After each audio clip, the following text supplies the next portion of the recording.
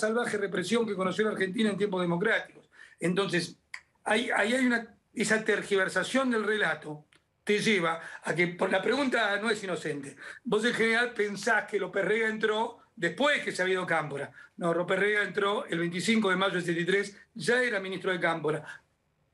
Dejo la pregunta, ¿no correspondería ahí también una reflexión con respecto a qué pasaba en esos tiempos? Lombardi, un porcentaje significativo de los desaparecidos primero fueron durante la AAA. Eso lo sabemos, eso fue así. Pero el manual de historia... En el 74, ¿eh? No bueno, en el 76. Bueno, pero está clarísimo que eso fue así. Por eso...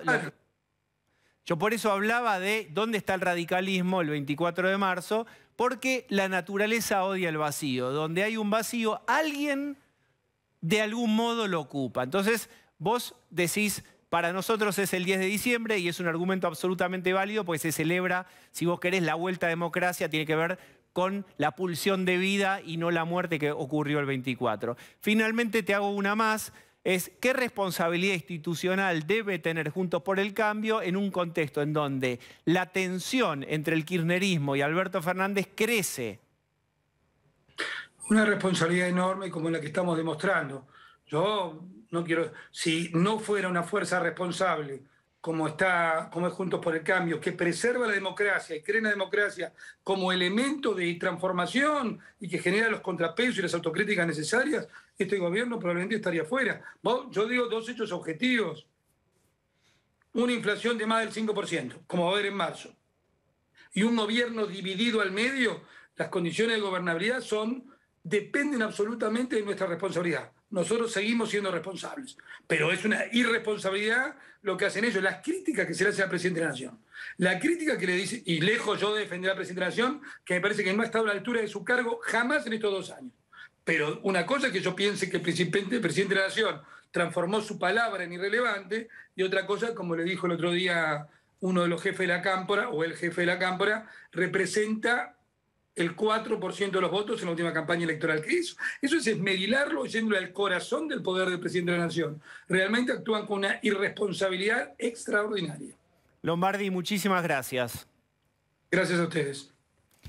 Bueno, muy bien. Y ahora sí, en 3, 2, 1, levanto, como dice Dexter, Fede y Mayer, la persiana. Ahora oficialmente las 20:02 largamos. Solo una vuelta más. Efectivamente, como ustedes vienen viendo, lo tienen cercado a Alberto Fernández. Uno no sabe si es una fantasía persecutoria del kirchnerismo o si hay una idea real, más que nada no tanto en Alberto Fernández, sino en alguno de sus colaboradores, de decir, salgamos de esta jaula, seamos nosotros mismos. Claro, le marcan la cancha. Los columnistas kirchneristas le van minando cualquier sueño de emancipación de Alberto Fernández. Fíjense ustedes, el ariete máximo de Cristina contra el presidente es el Cuervo Larroque. Comparto con ustedes una de sus frases de hoy. Fíjense cómo va fuerte. Ahí está. Nos quieren poner el mote de sectarios. El sectarismo es gobernar con 5 amigos. Fíjense, el tamaño importa. El Cuervo Larroque le dijo, che, Alberto, acordate que vos, el otro día, le dijo, vos sos 4%. Cuando fuiste el jefe de prensa de Randazzo en el 2017, fuiste el 4%. O sea, si te retiramos el esquema del Frente de Todos y este armado que nosotros te colocamos, vos sos solo un 4%. Y uno hacía la ironía, es decir, nosotros te estamos mirando, no te hagas la abeja reina, porque si te retiramos la colmena, sos una mosca. Y hoy se lo vuelve a decir de otro modo, son 5, le faltó agregar como en la cancha, caben en un fitito. En ese nivel de confrontación está el Cuervo Larroque con Alberto Fernández. Agrego otra más, miren ustedes, ahí lo tienen. Esto es tan opinable. Kicillof habría negociado mejor el acuerdo con el fondo. Quiero decir que la factura es altísima. ¿Qué es lo que quiere, digamos, qué quiere usted de mí? Diría Alberto Fernández. Lo vamos a desarrollar en algún ratito con Pablo de León. Básicamente quieren la cabeza de todo el equipo económico. Yo hago las paces, piensa Cristina sin decirlo. Si vos me entregás una bandeja de plata, y en lugar de una cabeza me pones 3. Los 3 más importantes de economía los colocás ahí y yo entonces empiezo a dialogar de vuelta con vos. Eso sí, el equipo económico lo reemplazo con mi gente. Recuerden, por último, el kirchnerismo nunca cree haber errado el remedio, sino la dosis. No es que nos fuimos porque la gente se cansó de la fórmula kirchnerista. Se cansó porque necesitamos más dosis, más kirchnerismo. ¿Se puede hacer en este contexto? No lo sabemos, pareciera que no. Pero miren ustedes, la marcación de cancha es total. Eve de Bonafini, que cuando el kirchnerismo era gobierno parecía estar a la izquierda y ser un electrón libre, se juntó con Cristina Fernández de Kirchner en Las Madres 3 días antes de la marcha del 24, 2 días antes. Pero fíjense, validada por Cristina Fernández de Kirchner, dijo Bonafini hoy: necesitamos un paro general para que sepan quién hace el país.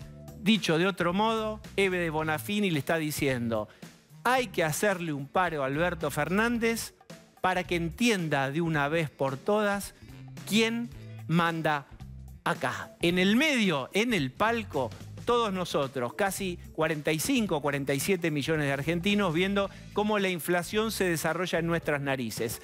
Pero no todas son malas para Alberto Fernández. Lucía Salinas, en exclusiva, te va a contar cómo el Olivos Gate está resuelto. Esa foto que fue el misil que destrozó al medio al gobierno, porque mientras todos haciendo un esfuerzo, ellos de fiesta, esa foto que ocupó tantos minutos en los medios, en las conversaciones tuyas, en asados con tus amigos, durante la familia, hablando de esto, de la bronca que generó, adivinen qué, se está por arreglar por plata. Lucía Salinas te va a contar que Alberto Fernández está a 3, 2, 1 de poner platita y arreglar el Olivos Gate. Ni condena, ni preso, ni proceso penal. Va a salir poniendo plata. Y Osvaldo Bazán nos va a recordar cuánta gente murió, porque en el contexto de cuarentena salió y fue reprimida por la fuerza de seguridad. Ahí no hubo plata, hubo bala. Acompáñenme.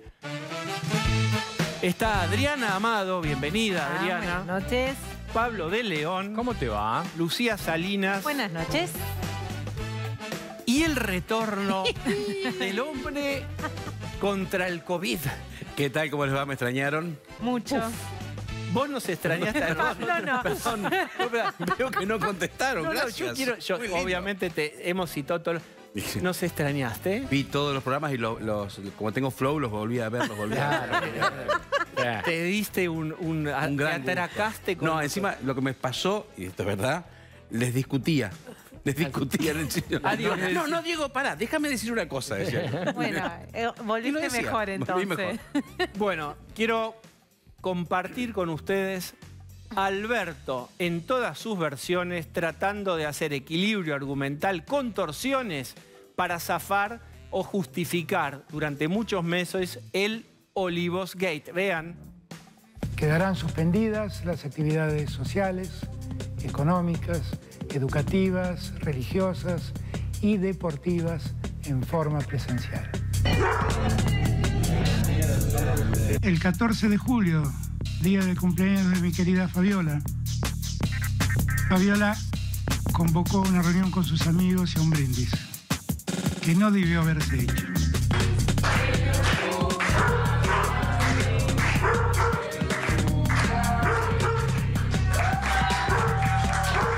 Que definitivamente me doy cuenta que no debió haberse hecho y que lamento que haya ocurrido. Claramente lo lamento.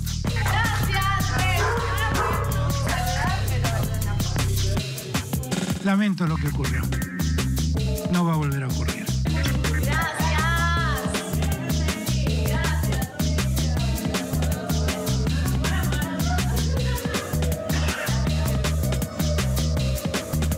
Muy bien, Lucía Salinas, que tiene la información en exclusiva. El 26 de agosto, Diego, del año pasado, recibimos la noticia de que por primera vez Alberto Fernández, presidente de la Nación, estaba imputado en esta causa que se abrió por esa imagen, por esos videos, que tiene que ver con ¿qué? Con la violación a la norma, una norma que él mismo había firmado y que prohibía todo tipo de encuentros sociales el 14 de julio del 2020, plena cuarentena a raíz del COVID en nuestro país. ¿Qué ocurrió la semana pasada? Y esta es la puerta que abre la estrategia para Alberto Fernández y así cerrar la única causa que tiene abierta. Y esto también va a ser un dato, porque va a cerrar una causa judicial muchísimo más rápido que lo que se cerraron en estos 2 años las causas contra Cristina Kirchner. Vamos de vuelta. ¿Qué está por pasar? ¿Qué está por convalidar el juez? Primero lo que ocurrió. La semana pasada el juez Lino Mirabelli, el juez federal de San Isidro, homologó un acuerdo de compensación económica, reparación económica se llama, que ofreció Carolina Marafiotti, que es la vestuarista de Fabiola Yáñez. Bien, veamos una foto. Yo no recuerdo exactamente cuál es la vestuarista, pero alguien de ahí, que es la vestuarista, ya arregló su tema. Sí, porque le ofreció al fiscal... Alguien de ahí es la vestuarista y puso 200.000 pesos y se extingue la acción penal. Bien, hay primero algo que tener en cuenta. ¿Por qué la cifra? ¿Por qué el fiscal acepta la cifra? Porque el fiscal todo lo que acepta en materia económica lo vincula a cuestiones sanitarias. Es decir, para el fiscal esos 200.000 pesos compensan 5 días de internación para casos de COVID. ¿Qué sucede? Esto es algo que ya viene haciendo la Justicia Federal de San Isidro, el juzgado de Lino Mirabelli, que es los casos que se abrieron por violación de esta norma se arreglan con un acuerdo económico. ¿Qué nos dicen desde el juzgado? Puede gustar o no la resolución, pero consideran que es una resolución efectiva porque hay una reparación económica, que es un dinero que se vuelca inmediatamente a cuestiones de salud y que en tiempos procesales judiciales es muchísimo más rápido.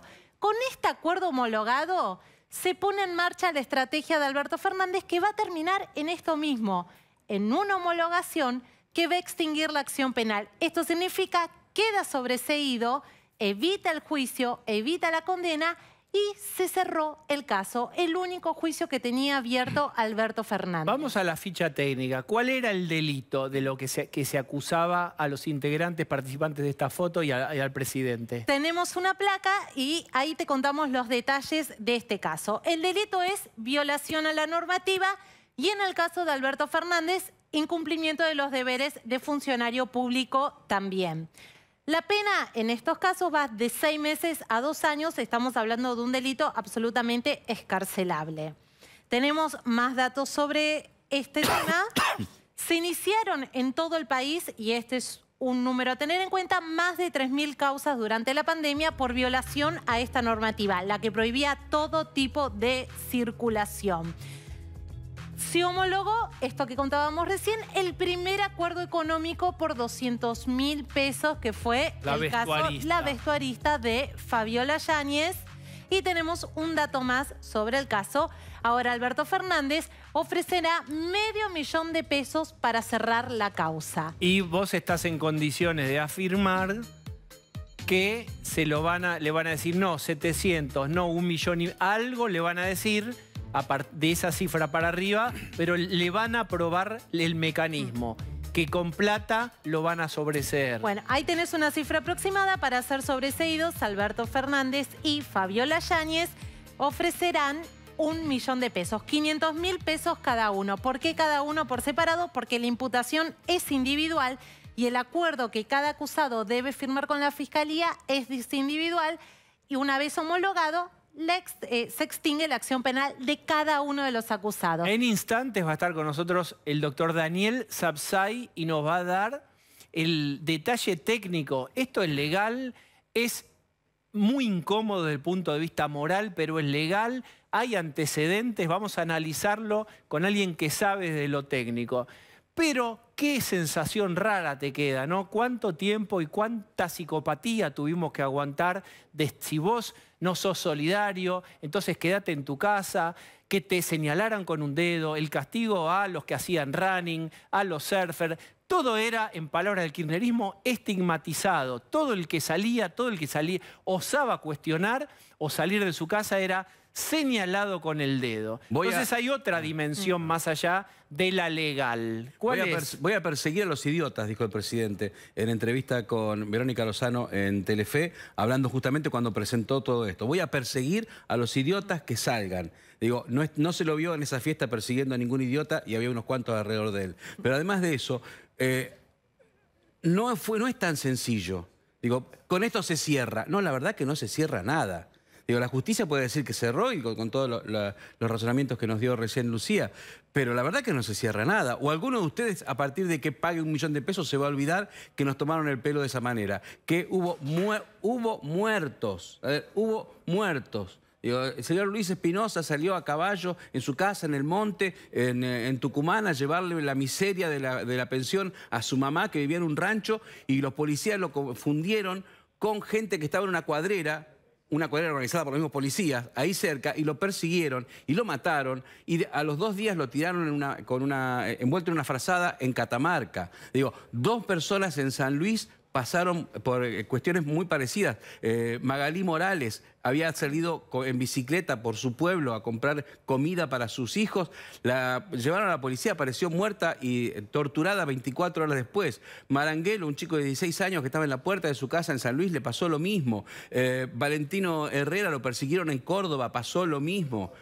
Ariel Valerián, ¿ustedes saben quién es Ariel Valerián? ¿Cómo es un nombre que nadie conoce? Ariel Valerián era un mecánico en Jujuy.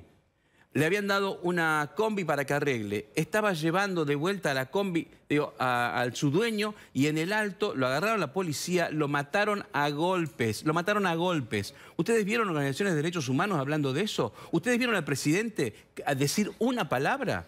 Bueno, yo escuché al presidente y a otros funcionarios muy importantes decir palabras que se me hacen muy terribles y muy tristes. Y es, otra vez, giraron los argumentos y dijeron: la violación o la represión de la fuerza de seguridad es una deuda de la democracia y vamos a trabajar con las fuerzas de seguridad provinciales para deconstruirlos y para desterrar ese gen violento que portan y que la democracia no pudo modificar. Es decir, cuando alguien te dice esto es una deuda de la democracia, es que le endosa el cheque a cualquiera, se saca de encima el problema, y al revés de lo que pasó, porque a Patricia Bullrich era gatillo fácil, Maldonado. Acá no es eso. Acá lo que dicen es la deuda de la democracia. Entonces, ¿qué es lo que estamos viendo? Es cómo aquel que violaba la cuarentena o transgredía el encierro tenía diferentes destinos. Podías ir a una fiesta de estas características y el final es pagando. Y si no pagabas, bastante más caro, con tu vida. Sí, no solamente eso. Recordemos que tampoco la gestión de la pandemia fue exitosa. Me parece muy baja la proporción de estos 5 días de internación, cuando hubo casi más de 9 millones de enfermos de COVID, cuando hubo casi 130.000 muertos. Todavía estamos contando, no se sabe si las cifras fueron precisas. Digo, me parece que pensar que con una proporción que cubre 5 días de internación está... En el caso de Fabiola Yáñez, lo que se va a calcular son insumos médicos, también pueden ser días de internación u otros materiales que estén requiriendo hospitales públicos. Este es el cálculo que se está haciendo. Yo quiero recordar un dato respecto a la investigación que lleva abierta desde agosto del año pasado. Y es que se corroboró que algunos de los integrantes a esa fiesta, esa imagen, esos videos que estábamos viendo, circularon con permisos truchos, porque ¿se acuerdan que solo podían circular las personas que... esenciales. Exacto, eran esenciales y tenían una autorización de las autoridades del Gobierno Nacional. Se corroboró que al menos 5 de esas personas que asistieron a la fiesta de Fabiola Yáñez tenían documentación trucha. La justicia preguntó hace poco a la jefatura de gabinete quién autorizó a que esas personas circulen, con qué excusa llegaron a la Quinta de Olivos, quién organizó ese festejo y quién convocó. Pero lo que sucede en el medio es que ya se homologó este primer acuerdo, se sienta jurisprudencia, como suele decirse, y de acá en más lo que va a pasar es que los demás invitados a la fiesta van a ofrecer entre 120.000 y 170.000 pesos o 200.000 pesos, y en la última instancia van a ofrecer una suma superior, porque es el presidente de la Nación, bien, pero porque ya empezás a negociar plata. Se entiende, digamos, lo que dice Lucía, que ya lo entendiste, no sé para qué lo repito, pero es... implantan un mecanismo y es, el juez compra, admite que la vestuarista arregle con una cifra. Una vez que está ese canal, esa línea argumental, va arriba el presidente con su responsabilidad institucional y va a decir, yo ofrezco tanto. El juez dirá, no, eso no cubre por lo menos tanto. Y empieza una suerte de negociación y ya hay un corrimiento de la cuestión penal. Sí, pero además de eso hay que recordar que de los muertos que hubo por COVID en Argentina, la mayoría murió solo sin tener ni una sola palabra de sus seres queridos, justamente por eso que había firmado el presidente. Y cuando la gente quiso recordarlo con una piedra, la única respuesta que hubo del gobierno fue esconder las piedras. Digo, este nivel de cinismo es el que se soportó a lo largo de los 2 años.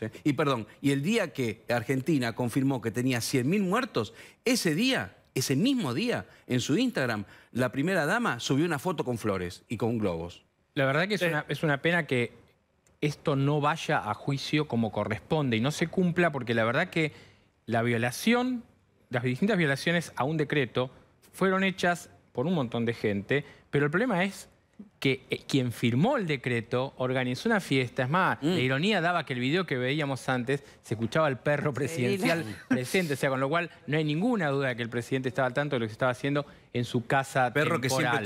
que siempre tuvo su adiestrador. Bien. Doctor Sapsay, gracias por venir. Un placer.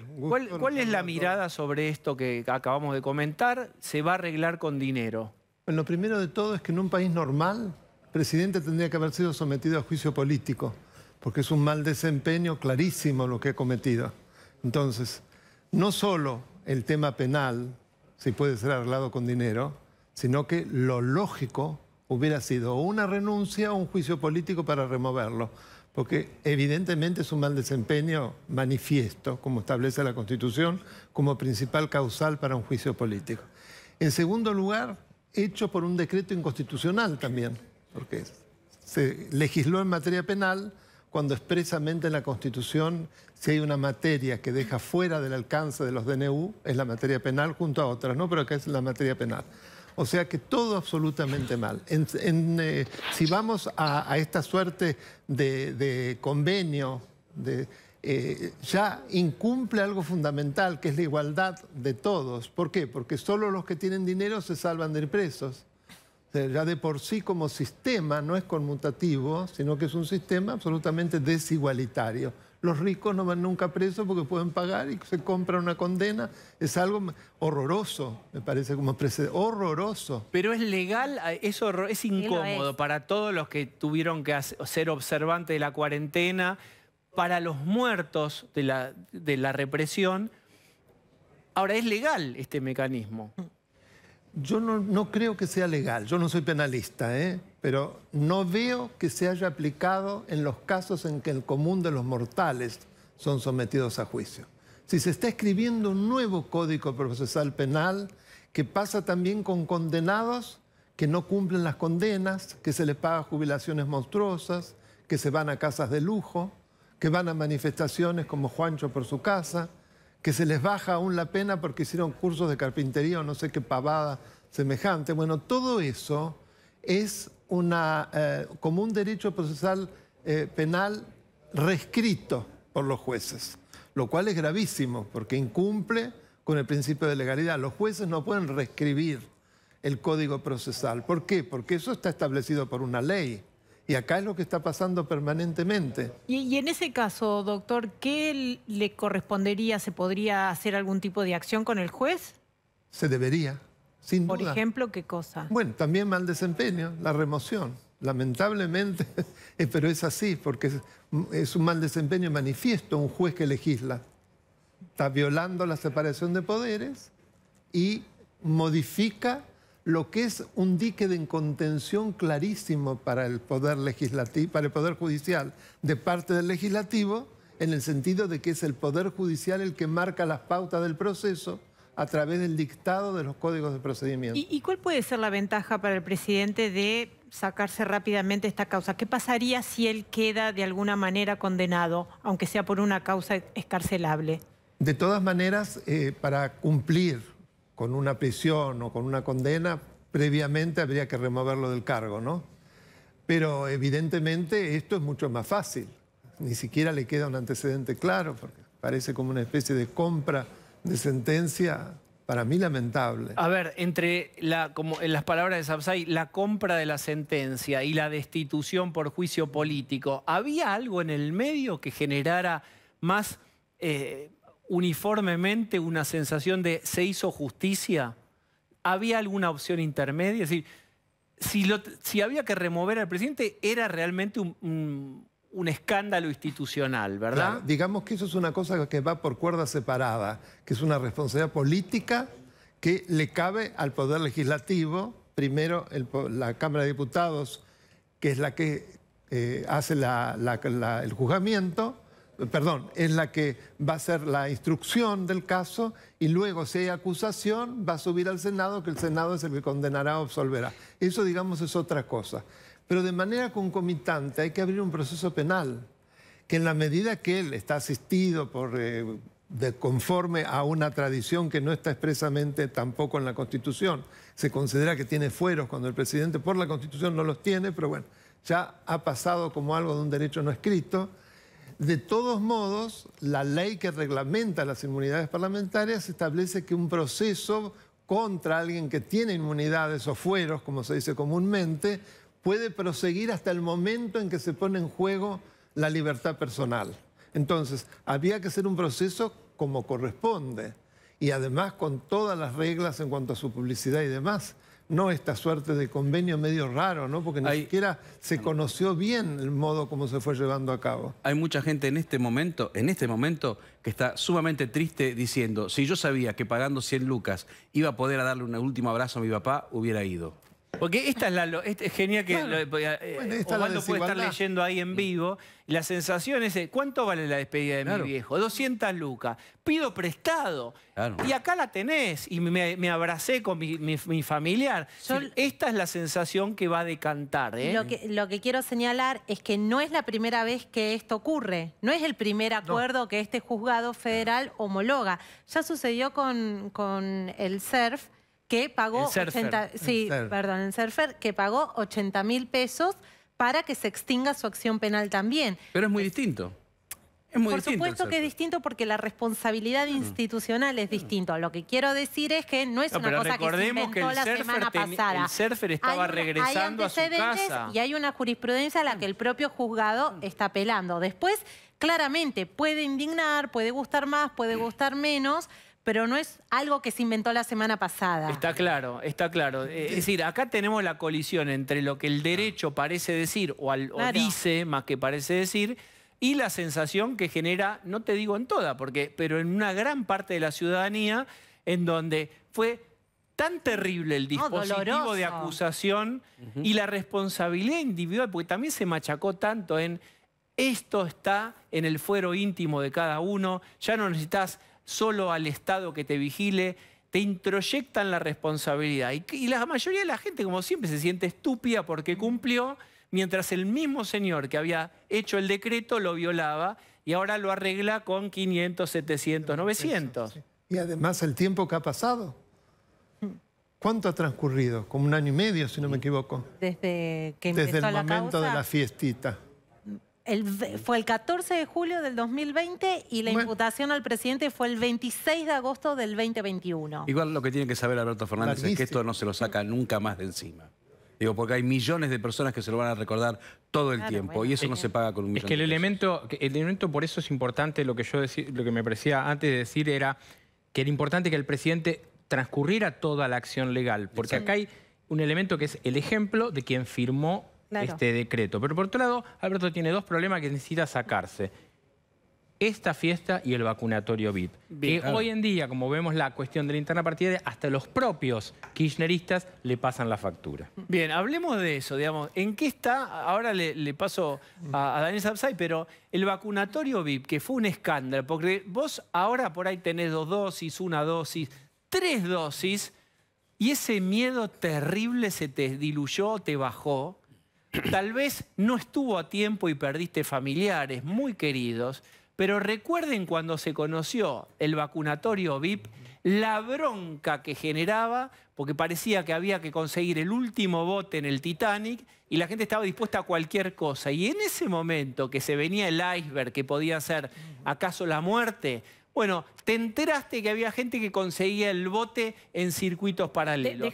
Todo eso, ¿qué pasó, Lucía? Y voy a Adriana. ¿En qué está hoy la causa? El vacunatorio VIP ya cumplió un año. Hay que recordar que en el medio la causa se cerró porque la jueza María Eugenia Capuchetti había considerado que era un procedimiento, un accionar que podía generar indignación en la sociedad, que podía ser discutido desde la ley de ética de funcionario público, pero que no encontraban una figura penal para atribuirle a esas personas. A esas personas estamos hablando de funcionarios, de dirigentes políticos, de sindicalistas allegados a la fuerza gobernante. A la fecha, hasta ahora, nadie fue citado a indagatoria, la causa se reabrió y lo que la justicia también ya preguntó en 2 ocasiones sin mayores explicaciones es por qué cuando debían ser vacunados los médicos, por ejemplo, en el hospital de Calafate, los únicos que no eran médicos en ese listado era el jardinero de Cristina Kirchner y la esposa del jardinero. Daniel Sapsay. El hecho de que se haya dicho esta jueza de que no había figura penal me parece escandaloso también. Que por lo menos hubo incumplimientos de deberes de funcionario público, abuso de poder, sin lugar a dudas. Yo no soy penalista, pero de eso estoy convencido que lo hubo. Que son los delitos que se están investigando ahora. Bueno, abuso de poder, pero, incumplimiento de los... De hecho, yo quería agregar que en el momento que fue el vacunatorio VIP, solo 1 de cada 100 personas estaba vacunadas. Y en el momento que fue el escándalo, que se descubre el escándalo de Olivos en julio de 2021, solo 1 de cada 10 argentinos estaba vacunado. Es decir, que también hay un mal cumplimiento de los deberes porque la vacunación vino tarde, incompleta pero y mal. además se vacunaban muchachos súper jóvenes de la cámpora e impedían que los grupos vulnerables, los abuelos y demás no pudiesen. O sea, una cosa manifiestamente escandalosa. Además se jactaban de haberlo hecho o toda esta suerte de figura rara cuando creo que fue Berbisky, que no sé quién dijo que como era una figura... eso dijo Zanini. Dijo, no tengas culpa, le dijo Horacio, una especie de profeta, no sé cómo dijo, una figura que hay que proteger. No Doctor, sé qué ¿es normal chino. que en un año no haya una indagatoria de una...? No, no es normal. Por eso digo, además, es impresionante cómo los jueces frisan, ¿no? Es decir, mantienen absolutamente detenidas las causas. Esa es otra normalidad total de nuestro sistema penal. Doctor, gravísimo. Quiero recordar que usted es un youtuber, porque tiene un canal de YouTube. ¿Lo quiere recordar? Porque hay mucho más de Sapsay en YouTube. Daniel Alberto Sapsay en YouTube. Hay varios programas de acá. Sí. Inclusive cuando me enojo, que esta vez no me enojé. Ah, está bien. Se enoja con nosotros. Me estoy educando. Bien, bien. Doctor, sí. Y tenemos ya 54.000 suscriptores, así que realmente agradezco mucho a los que se siguen ese canal, que lo que tiene como finalidad es que la gente pueda saber qué dice la Constitución, cuáles son sus derechos, cómo deben interpretarse las cosas que pasan, que no se crean los relatos como que todo esto pasa y no tiene ninguna importancia, porque sí la tiene. Yo siempre recuerdo casos de otros presidentes. El caso del expresidente Chirac de Francia. No sé si ustedes conocen por qué fue condenado. Recuérdelo. Él y un presidente respetado, ilustre, bueno. Él daba en alquiler los departamentos que pertenecían a la alcaldía de París, cuando era alcalde de París, en un precio más bajo del precio de mercado. Se lo condenó y estuvo con prisión domiciliaria varios años porque ya era un hombre grande. Eso, ustedes se imaginan, acá es para morirse de risa. Sí. Pero a lo que voy es que en los países serios, no importa, aunque no parezca tan grave, fue una violación a la ley y además una falta de ética y una clara violación al sistema penal. Entonces se lo condenó. Y hay muchos otros casos. Doctor Sapsay. No es que en todos lados es así. Eso es importante que lo recuerde, porque si no es bueno, en todos lados se naturaliza y no es así. O como cuando se dice la corrupción hay en todos lados. Sí, pero el problema es que en muchos lados no hay impunidad. El problema es corrupción e impunidad. Doctor Sapsay, un honor cada vez que nos visita. Para mí Muchas un placer gracias. estar con ustedes, todo el equipo, los aprecio mucho. Bien, voy a moverme, voy a recibir a otro invitado que ya está listo para charlar con nosotros. ¿Dolarizar o no? Esa es la cuestión. Javier Milei, ¿cómo estás?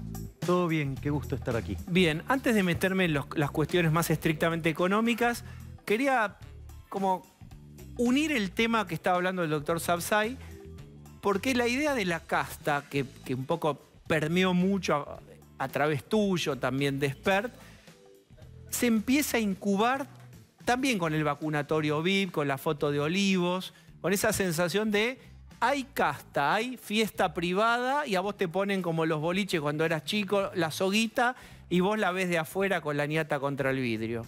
Bueno, desde mi punto de vista, lo que pasó en la esfera del Poder Ejecutivo es propio de un tirano, ¿sí? Porque fijaba un conjunto de reglas que él mismo después no cumplía, lo cual es propio de un inmoral. Además es un traidor, terminó acusando a la mujer, digo, de esa barbaridad que hizo. Y la realidad es que todas estas cosas son la prueba cabal de que son una casta, que se creen un grupo de privilegiados, o sea, que ellos determinan las reglas para el resto y que ellos pueden hacer otra cosa, que además ellos se ponen por encima del resto de la población, por eso tenés el vacunatorio VIP, por eso tenés y se creen que ellos son dueños de los privilegios. O sea, eso es una parte, esa te diría la parte más condenable desde lo moral. Después hay otras cosas que también son complicadas, ¿no? Porque de repente llevan a cabo políticas que ellos saben que van a fracasar, pero no les importa con tal de poner bajo resguardo a la casta política. Entonces, y cuando tienen que elegir, digo, a ver, lo más interesante tenés esto de que se le aprobó el financiamiento con el Fondo Monetario Internacional. Es una cosa verdaderamente inmoral también. Primero porque la deuda es inmoral. O sea, si vos estás incrementando la deuda, esos son impuestos futuros, eso va a pegar sobre generaciones que no votan, digamos, o quizás ni siquiera nacieron, ¿sí? Pero no solo eso, sino que además, vos fíjate, vos estás frente a una crisis de proporciones, tenés que poner las cuentas fiscales en orden y en lugar de ir sobre el verdadero problema, que es el sector público, y achicarlo, ¿qué deciden? Sobreajustar al sector privado para incrementar la fiesta del sector público. Es verdaderamente inmoral.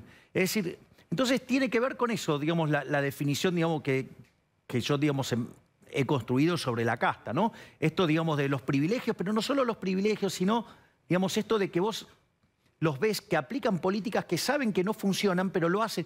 Mirá la inmoralidad de Alberto Fernández, por ejemplo, en lo económico.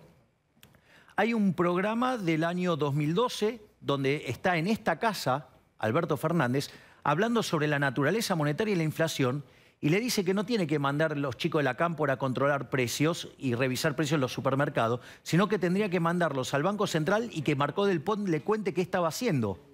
¿Y ahora qué hace? Ahora le echa la culpa a los especuladores, a cualquiera, pero menos a él. Entonces, ¿cómo? Cuando estabas fuera del gobierno, la culpa era de la emisión monetaria, o sea que en el fondo es culpa del Estado. Ahora, cuando estás adentro, le echás la culpa a todos los demás. Es una cosa verdaderamente propia de una persona, ¿sí? Que es un... Yo ya a veces lo veo, no sé si es un inmoral o es un amoral.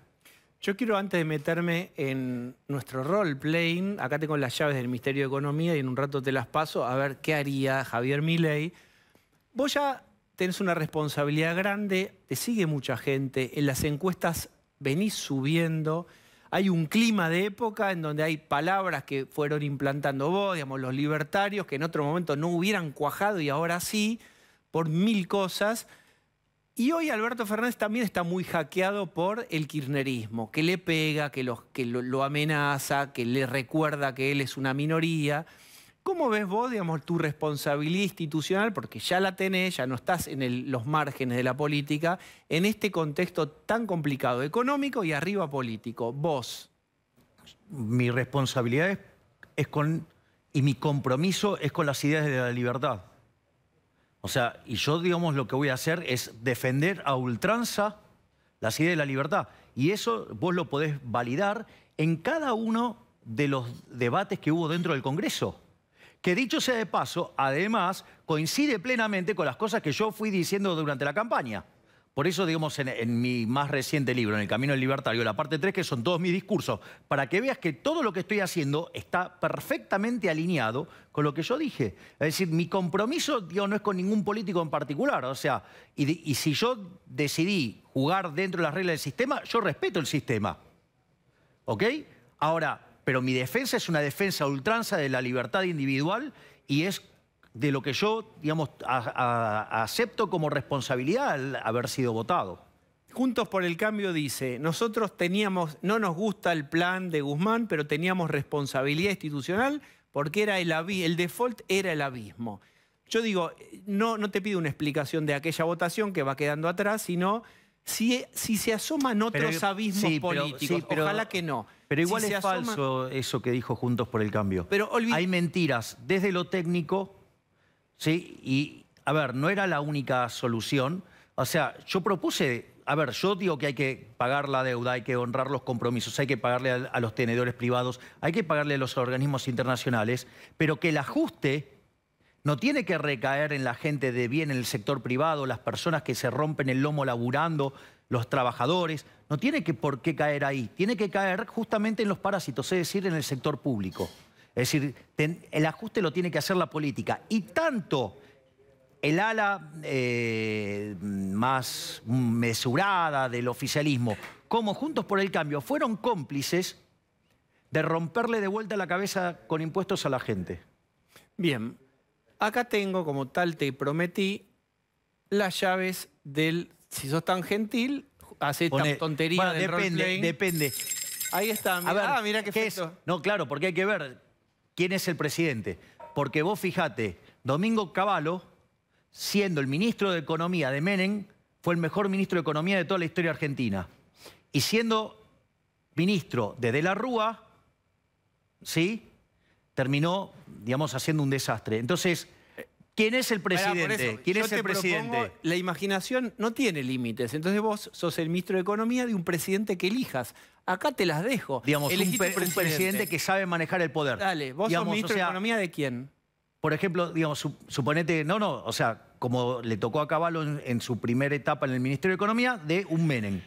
Acepto, sí. Bien, ¿qué es lo que haría? Un Menem. Por ejemplo, sí, de una persona con convicción, con una persona con poder y dispuesto a llevar a cabo las reformas. No un tibio, digamos, o sea, nada de tibios, cobardes y mucho menos socialdemócratas. Bien, te complejizo. Menem no está.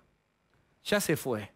¿Quién otro que esté vivo y con posibilidades podría ser un presidente posible? Yo. Claro. Digo, porque yo sé lo que hay que hacer, cómo hay que hacerlo y tengo la convicción y la voluntad para hacerlo. Es decir, porque el que no... A ver, el que no sabe lo que busca no entiende lo que encuentra. Yo sé lo que quiero hacer. Y de hecho, yo tengo ya 4 ministerios trabajando en la sombra. ¿Sí? ¿Qué quiere decir trabajando en la sombra? ¿Qué ministerios trabajan? El Ministerio de Economía, Relaciones Exteriores, o sea, Cancillería, Bienestar Social, digamos, y Infraestructura. Trabajando en la sombra, ¿qué quiere decir? ¿Haciendo planes? Sí, claro, digamos, trabajando como si estuviéramos ya en funciones. De hecho, hoy tuve reunión con la parte de todo de Bienestar Social. Bien, ¿qué harías? Mira, ahora nos giramos y... Ahí están... Hay una gran manifestación de 3 cuadras sobre la 9 de julio, de hecho es ahí nomás, allá atrás, que están reclamando porque la inflación les come los planes y están pidiendo más. ¿Qué harías? A ver, el problema es que la economía hace más de 10 años que no crece. De hecho, el PBI per cápita que hoy tenemos es 14% inferior al que teníamos en el 2011. De hecho, este PBI per cápita está en línea con el del 73, 74. Y no solo eso, sino que además, ¿sí?, vos tenés el nivel de productividad de los años 50. O sea, Argentina tiene un problema de crecimiento económico. Y lo que vos tenés que resolver es el crecimiento económico. ¿Pero qué les dirías? Porque, digamos, una cosa es lo posible, una cosa es como el mundo yo te digo cuál es el programa económico, digamos, que yo impulso. Sí. Son 3 familias de reforma. Las reformas de primera generación tienen una reforma del Estado que implica bajar el gasto público sin castigar a los vulnerables, para bajar impuestos.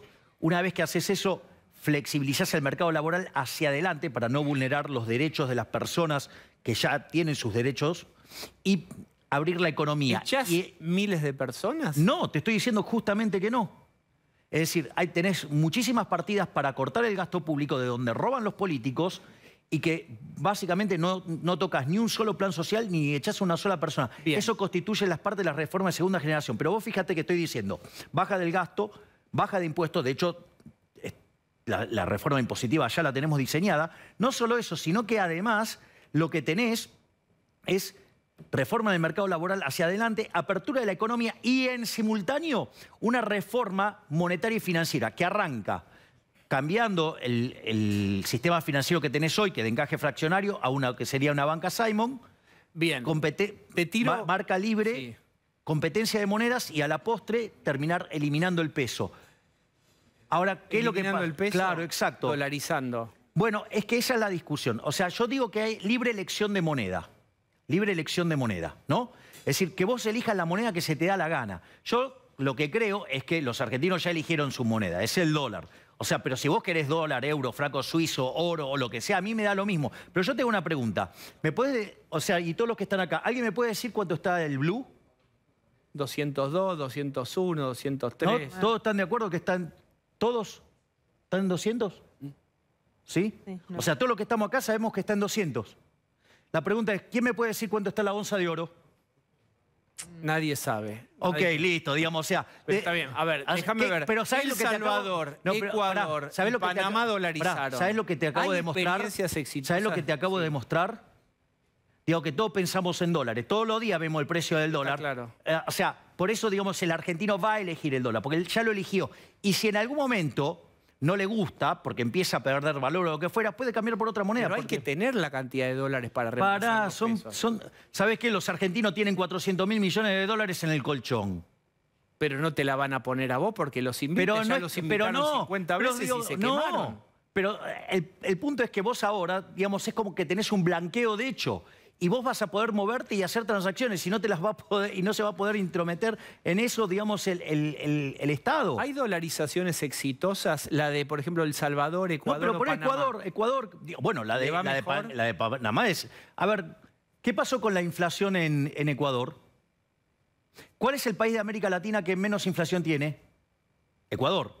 Por lo tanto, en ese sentido, es exitosa. ¿Están contentos con la dolarización en Ecuador? Eso es falso, eso es lo que te dicen los políticos mentirosos, ladrones de Argentina, que te dicen que están descontentos. A ver, de hecho, quisieron volver atrás los políticos y no pueden porque la gente no quiere.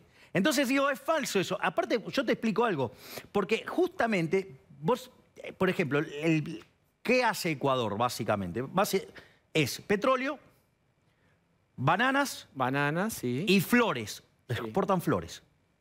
Entonces, pero digo, el sector más importante históricamente fue el petróleo. ¿Sabes a quién se parecía mucho Ecuador?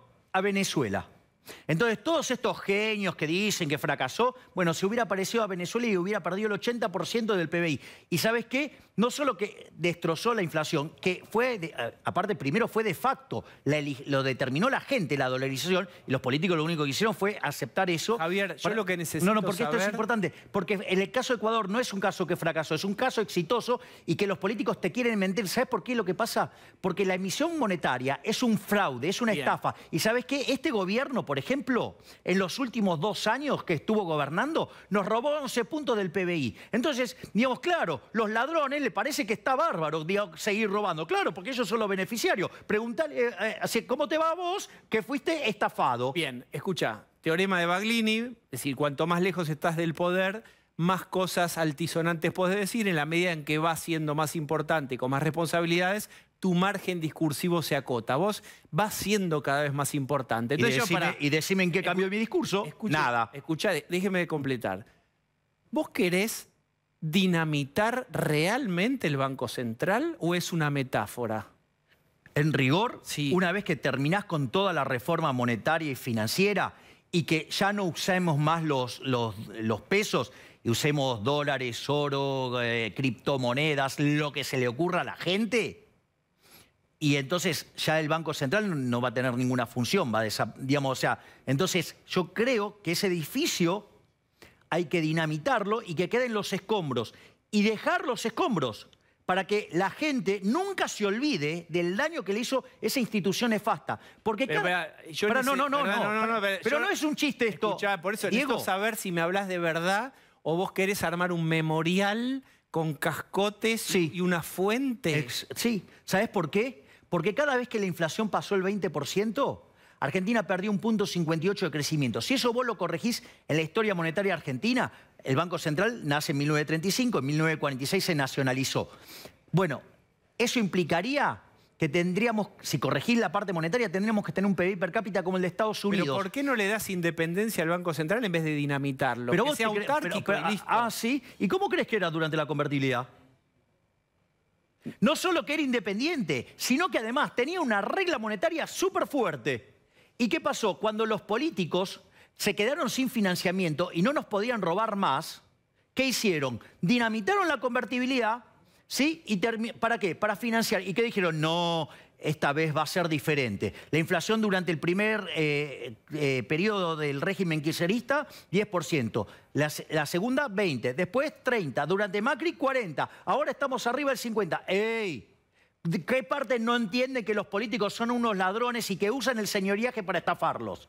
Bien. Entonces, sería una plaza, un memorial. Esto estamos hablando en serio. Sí, una vez que está terminada la reforma, y vos liquidaste, ¿sí? los pasivos del Banco Central honrando tus deudas, ¿sí? Con lo que tengas en el activo y aclarando que las LELIQs, como eso debería haber sido originalmente deuda pública, eso tiene que ser rescatado con deuda pública. Entonces, ¿qué es lo que pasa? Ya no lo necesitamos el Banco Central. Bien. Entonces, entonces hay que eliminar ese edificio y que quede las ruinas. Es decir, que la gente sepa que eso le costó en términos enormes de PBI per cápita, que era, que esa máquina servía para financiar a políticos ladrones que castigaban entre 25 y 30 veces más fuerte a los que menos tienen. Bien, espera. Toma agua, haceme este favor, tomemos agua juntos. No. Por favor, no está envenenada, no es agua del Banco Central. Paso de largo, o sea... Mirá, te comparto esto. Dale. Veamos, quiero contarte, le preguntan al PRO, a Juntos por el Cambio, por vos, más que una amenaza, le preguntan por vos. Milei es un desafío y una apertura de cabeza que nos sirven Juntos por el Cambio. Esto le preguntan a Patricia Bullrich, que ya entró a este estudio, te estoy condicionando la respuesta, es una nota de La Nación. A mí no me condiciona porque en el fondo todo el mundo sabe del aprecio que tengo por la señora Bullrich y el respeto que tengo. Así es que, dejo de sentirme intimidado, siento, que llega una persona que además le tengo el máximo de los respetos. ¿Y te puedo decir algo? Diga. ¿Sabes por qué respeto tanto a la señora Bullrich? Porque este negocio de la política es un negocio muy complicado. ¿Y sabes qué? Siempre me dijo la verdad. ¿Y sabes qué? Eso yo lo valoro. Está Patricia ahí, no sé si el director... ahí está. Si alguien le da un micrófono, se produce un diálogo inesperado. ¿Se produce un diálogo? A ver, Patricia Bullrich.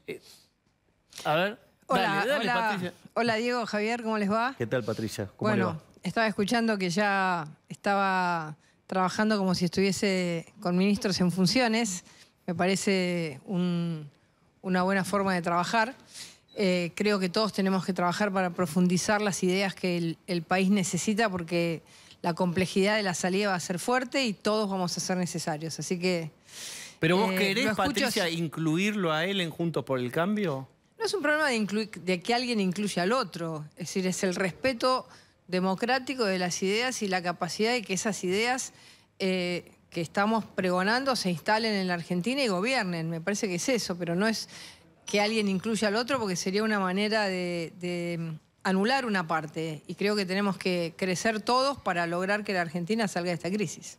Tenés que decir algo. No, a ver. Es que estoy totalmente de acuerdo con lo que dice. O sea, me parece que cada uno desde su lugar hace un aporte y un aporte para tratar de mejorar el país, digamos. O sea, la verdad, porque si seguimos así, en 50 años, pero exagerando, digamos, vamos a ser la villa miseria más grande del mundo, si no antes. Bueno, hay dos grandes fuerzas que podrían estar parejas eventualmente, como la historia muestra en una elección, y siempre está esta fórmula que es Milei saca X puntos que termina robándoselos a Juntos por el Cambio, y atención con esta fórmula, le hace el juego al peronismo-kirchnerismo.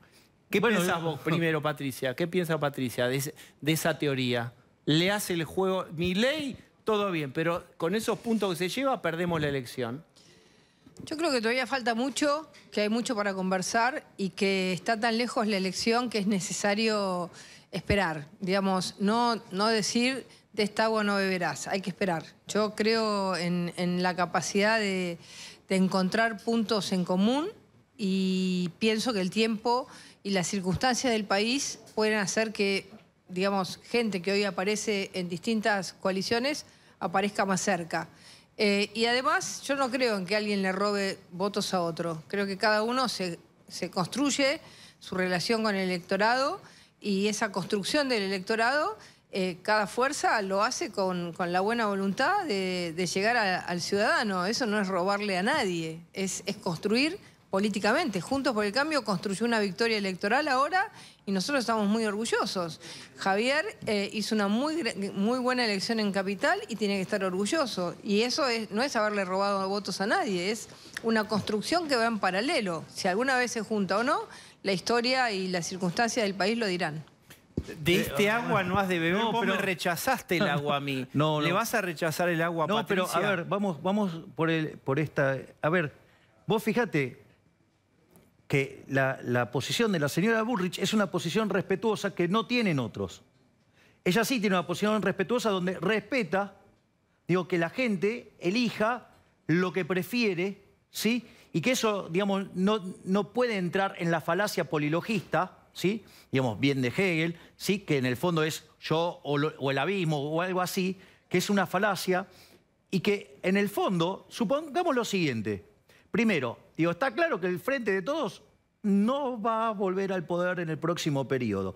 La otra pregunta es, supongamos que se diera la situación de que los liberales libertarios, ¿sí?, nos constituyéramos como una fuerza, la tercera fuerza, supongamos que fuera el caso.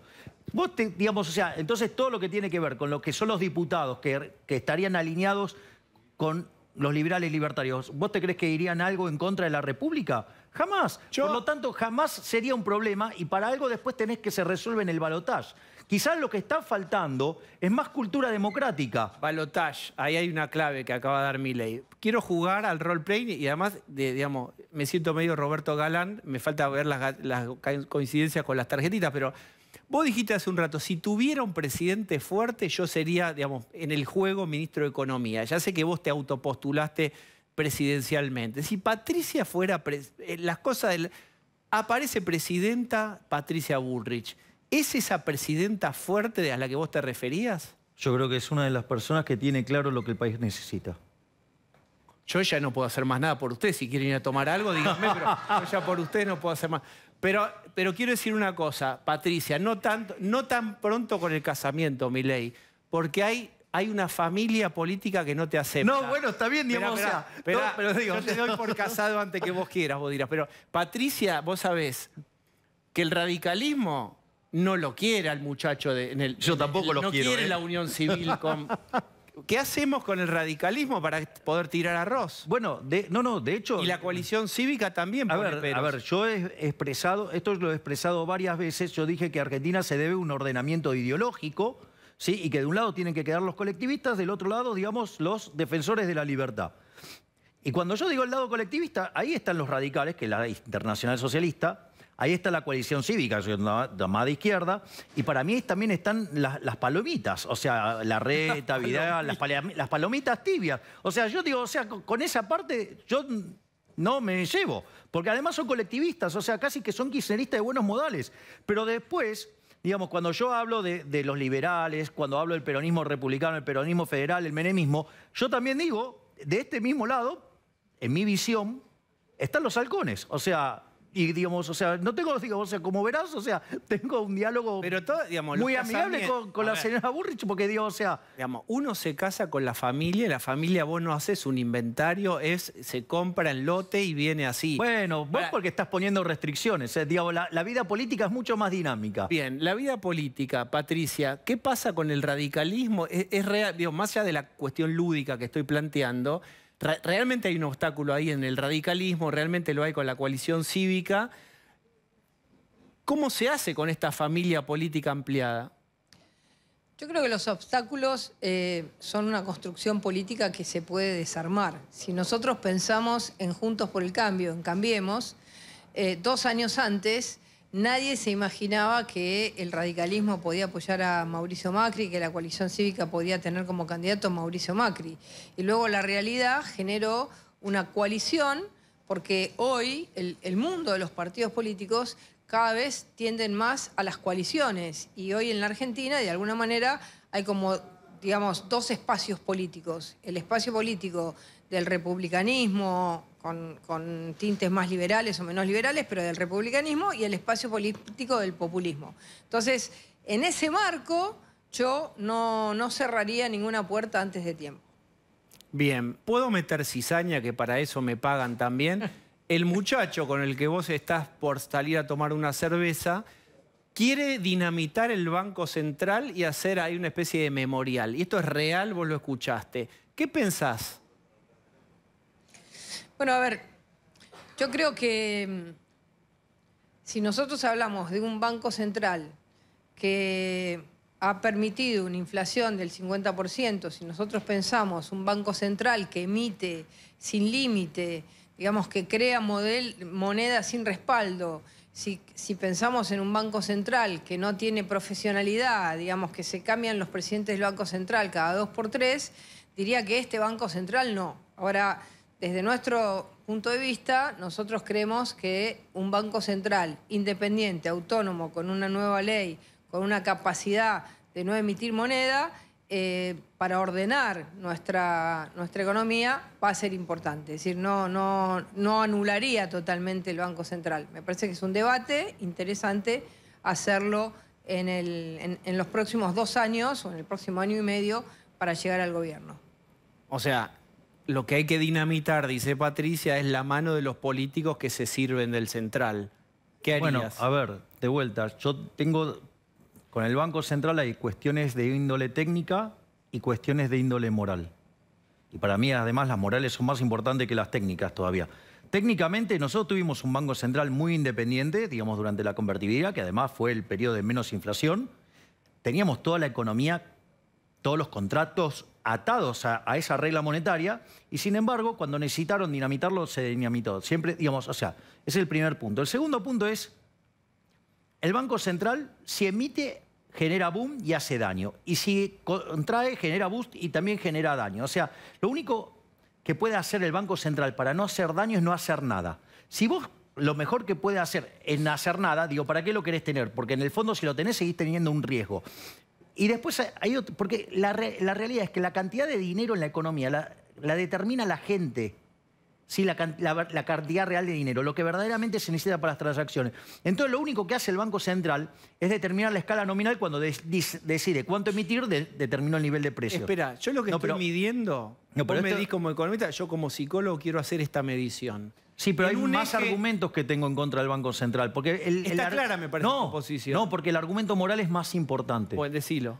Suponete que tenemos acá una economía que hacen transacciones en moneda de oro. Entonces, viene un amigo físico, viene un químico y me dan la fórmula para convertir el plástico en oro.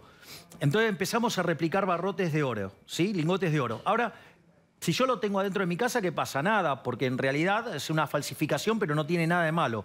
Ahora, cuando yo lo meto adentro de la economía y lo hago circular y empiezo a comprar cosas donde los agentes determinaron el valor de las cosas en función de otro precio del oro, por decirlo de alguna manera, entonces, ¿vos qué pasa? Aumentar la oferta de oro respecto, digamos, a la demanda hace que el precio del oro caiga y todos los precios expresados en oro suben. Eso, te das cuenta que ahora que metí la falsificación y la metí dentro del sistema es una estafa. Eso es lo que hace el Banco Central con la emisión.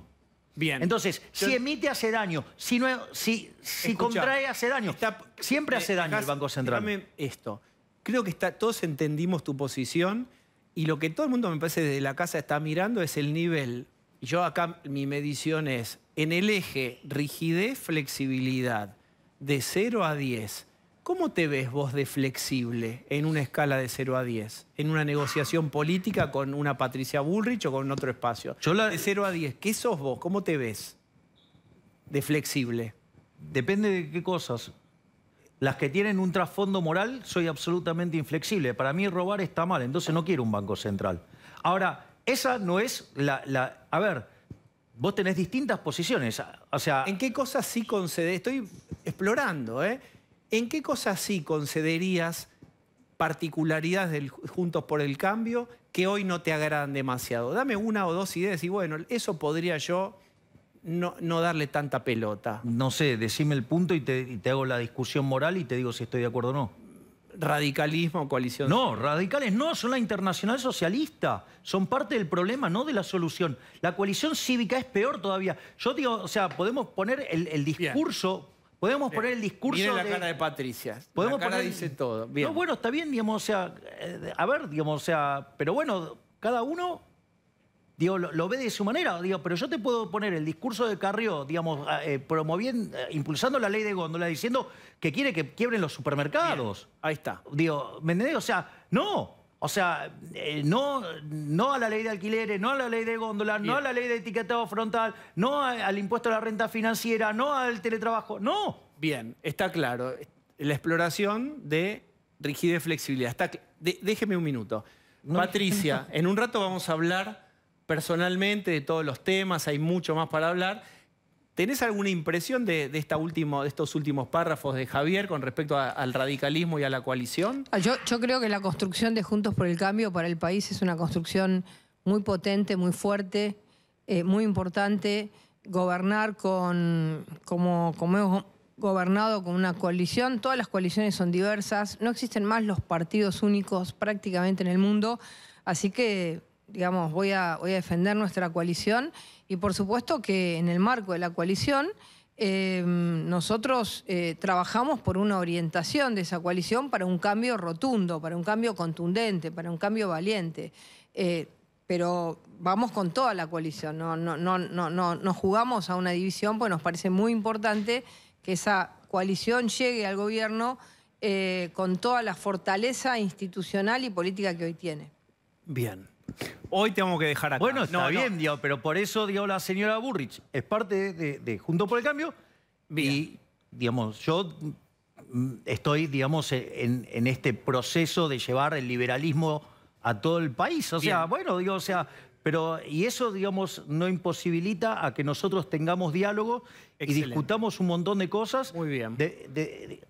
De manera amigable y con, sobre todas las cosas, muchísimo respeto. Bien, yo quiero agradecerte a vos por haber venido, haber charlado un rato con nosotros y haberte prestado, y Patricia también, este diálogo improvisado. En un rato charlamos con Patricia. Gracias, Javier. Por favor, gracias a vos, Diego. Bueno, vuelvo. Ya seguimos recibiendo gente. Fíjense ustedes, si pudiera el director en algún momento, vamos a ver una camisa, vamos a ver un pañuelo haciendo a tono, vamos a ver anteojos también, todo, el reloj también, muéstrelo. Y el bastón. Es decir, ¿es un diplomático disfrazado de diplomático? No, yo duermo así. Diego Gelar. 24 por 24. ¿No se arruga? No, es buena. La tela es buena, reconozco. Bien, mientras vemos ahí cómo se va Javier Milei y sus conversaciones con Patricia Burrich, esto no lo teníamos armado, cosas que se dan en un programa de 2 horas en vivo. Yo quisiera pasar a un punto, no está claro si dentro de la Cancillería o no, quiero que Pablo me ayude con esto. Tetamanti, que es el segundo de Cafiero, mandó o no un cable, hay versiones encontradas al respecto, para que Argentina no condene a Putin. Quiero apoyarme en Pablo para esta información, lo que se sepa o lo que no se sepa, y compartirlo con vos, Diego. Bueno, hay una línea muy clara, que es la del vicecanciller Tetamanti y del embajador Suain en Rusia, que son personas que tienen una posición pro, no se puede decir, no de votar directamente a favor de Rusia, pero sí son los que abonaron todo el camino de la gira presidencial y que venían con Cristina de anteriores relaciones con Putin, las que hemos visto todos. Entonces, ellos tienen una línea dentro de Cancillería distinta a la del canciller, que esta interna que vemos en todos lados se vuelve a mostrar acá. Circuló los otros días una información en Infobae de que había un cable que directamente querían llevar adelante en la OEA una cuestión de apoyo a Rusia. Este cable nosotros no lo tenemos, por lo cual yo no voy a dar por válido algo que no tengo yo,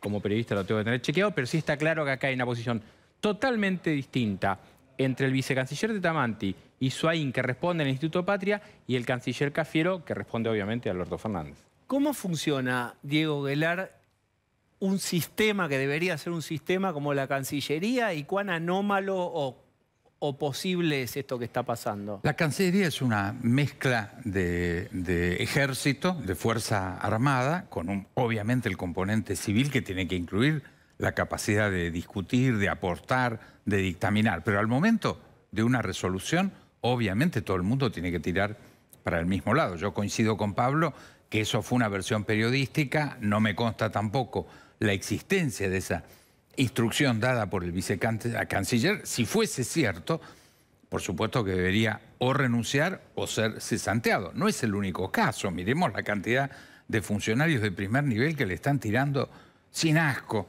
al presidente y ahí están, ni renuncian ni son cesanteados. Yo creo que esta es una anécdota más en una serie muy numerosa de episodios. Bien, ¿y cuál es tu análisis de este bombardeo al presidente de la Nación, que te puede gustar, te puede no gustar, pero está ahí, faltan 2 años? Que el gobierno públicamente está roto. Yo creo que esta es un hecho exhibido por los propios miembros, es un hecho gravísimo. El gobierno tiene, por suerte, una oposición con gran responsabilidad institucional, que en un momento donde estuvimos al borde, a días de entrar en default, lo evitamos. Creo que esto ha sido una contribución importante y que se mueve con mucha prudencia frente a una situación que cualquier otro, si estuviéramos en un ring, sería con la ceja partida, peguémosle en la ceja y volteémoslo, hagamos el knockout. Creo que la oposición, con mucho respeto y con mucho cuidado, ha entendido y entiende la gravedad de esta situación, pero que el gobierno tiene que resolver esta ruptura de un lado o del otro, pero tiene que haber un solo gobierno. 2 gobiernos es el no gobierno. Pero ¿cómo sería una resolución en lo concreto?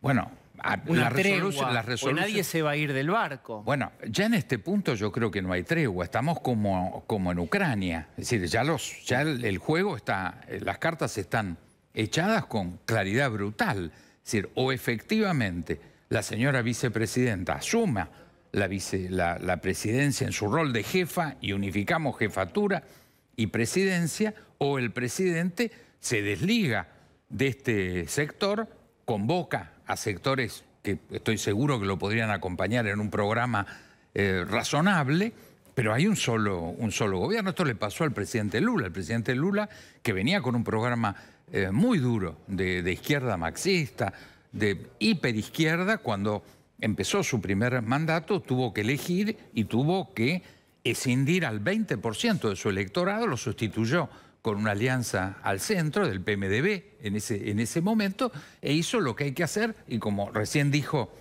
Patricia, los frentes tienen que tener esa flexibilidad.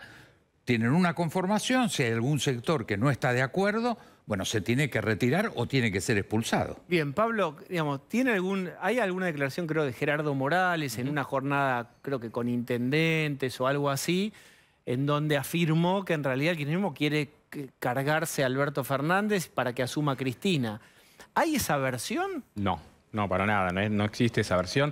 O sea, lo que está haciendo el kirchnerismo es tensar en absolutamente todo, y hoy en día no hay una mesa de reunión, porque en esa mesa de reunión que podría haber entre Alberto y Cristina habría pedido de cabeza. Lo dijimos el otro día, afuera Guzmán, afuera Culfas y afuera Cafiero, con quien estas últimas horas están haciendo una nueva ofensiva desde el kirchnerismo, diciendo que perdió la interna en San Isidro y que si pierde la interna en San Isidro no puede ser el canciller y el hombre de confianza del presidente. Ahora, Juntos por el Cambio... Hoy hubo una interna en San Isidro, sí, el peronismo, y la perdió la lista vinculada a Cafiero.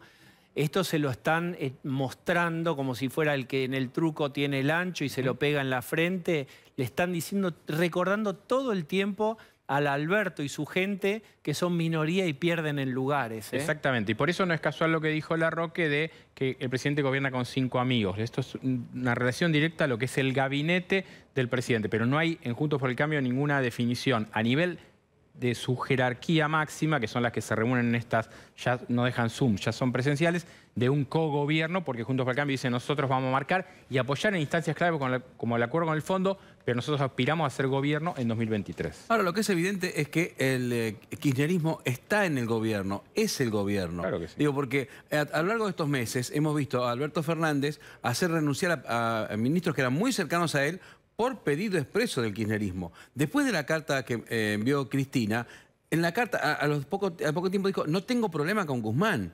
Digo, hay un punto en que el kirchnerismo quiere despegarse de algo que ya es absolutamente imposible que se despegue. Son el gobierno, lo han sido hasta ahora. Muchas de las políticas implementadas son implementadas porque el kirchnerismo le pide eso a Alberto Fernández, que siempre dijo sí. Entonces, la verdad que pensar que se pueden despegar es imposible. Pero además, ¿qué es lo que quiere el kirchnerismo como plan de gobierno, Claro, como plan de acción para mañana resolver los problemas de la gente? Porque la verdad es que hay No una le interesa marcada disconformidad con la gestión de Alberto Fernández. Está claro, se encargan de decirlo. No creen en su autoridad, no creen en su poder. Lo propio ha hecho también Alberto Fernández para que eso ocurra.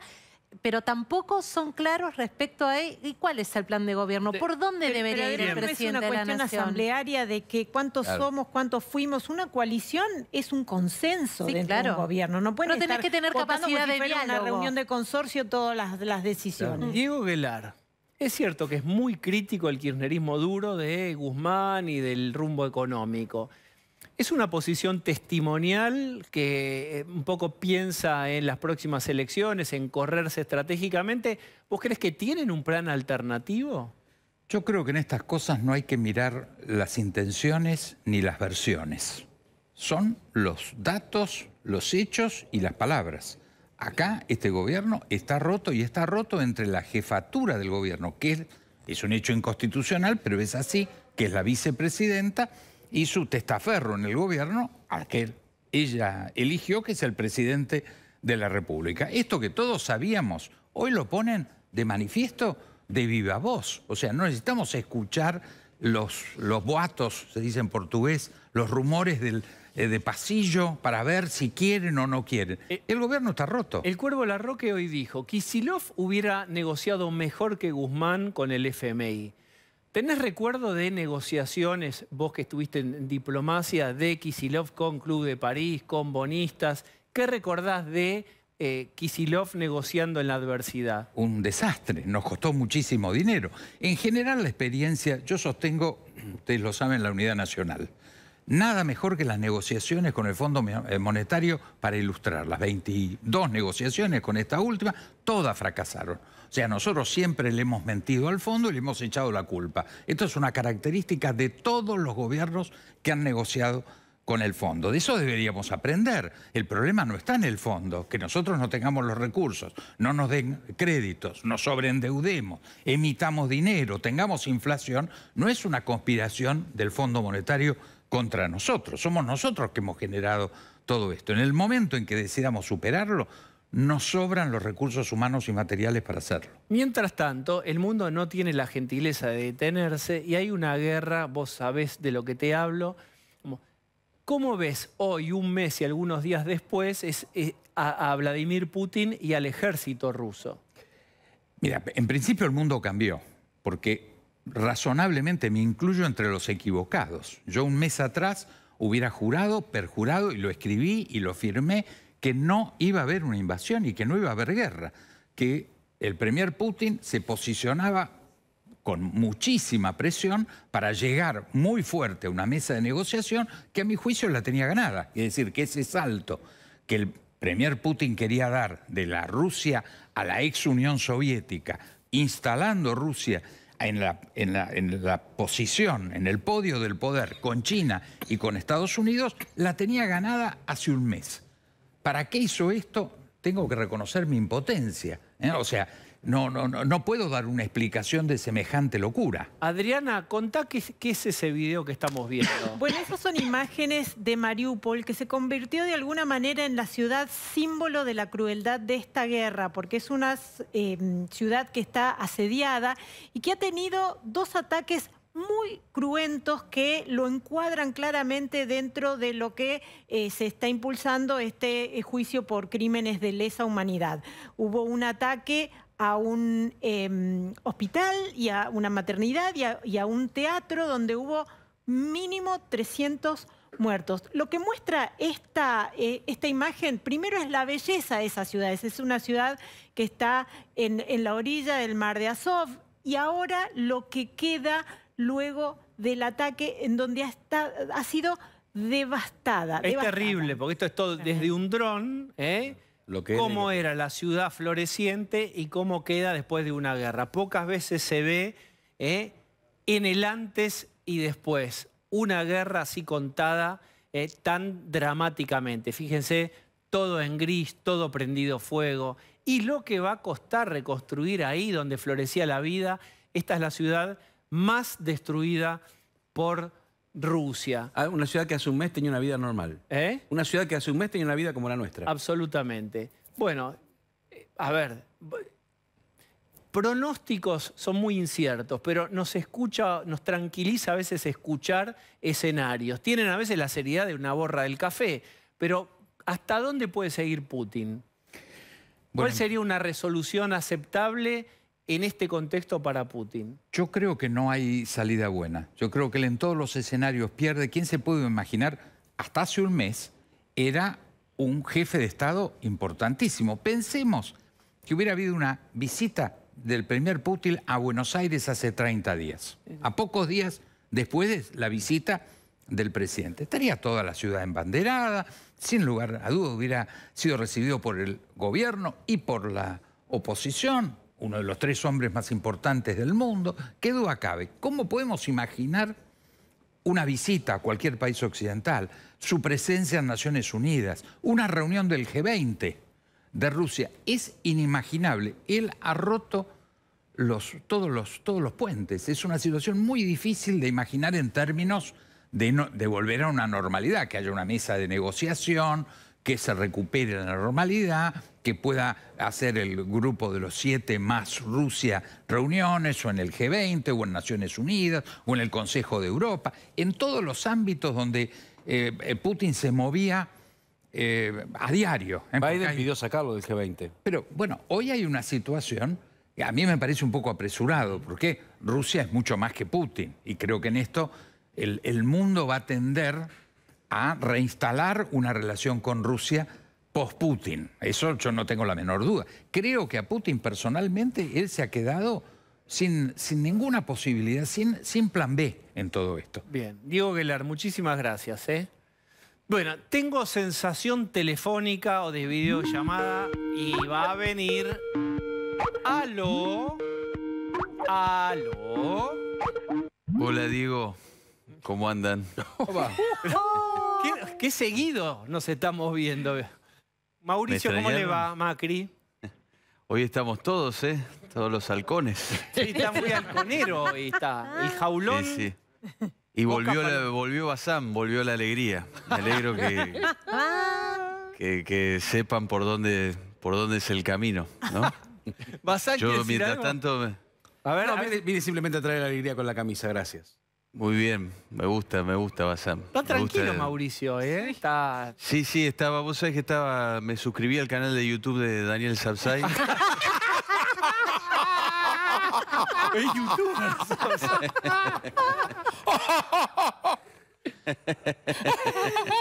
¿Cómo es la risa de Mauricio? Mientras como palomitas tibias, como dice Milei. Me encantaría ser el canciller de Javier. Bueno, definiciones políticas.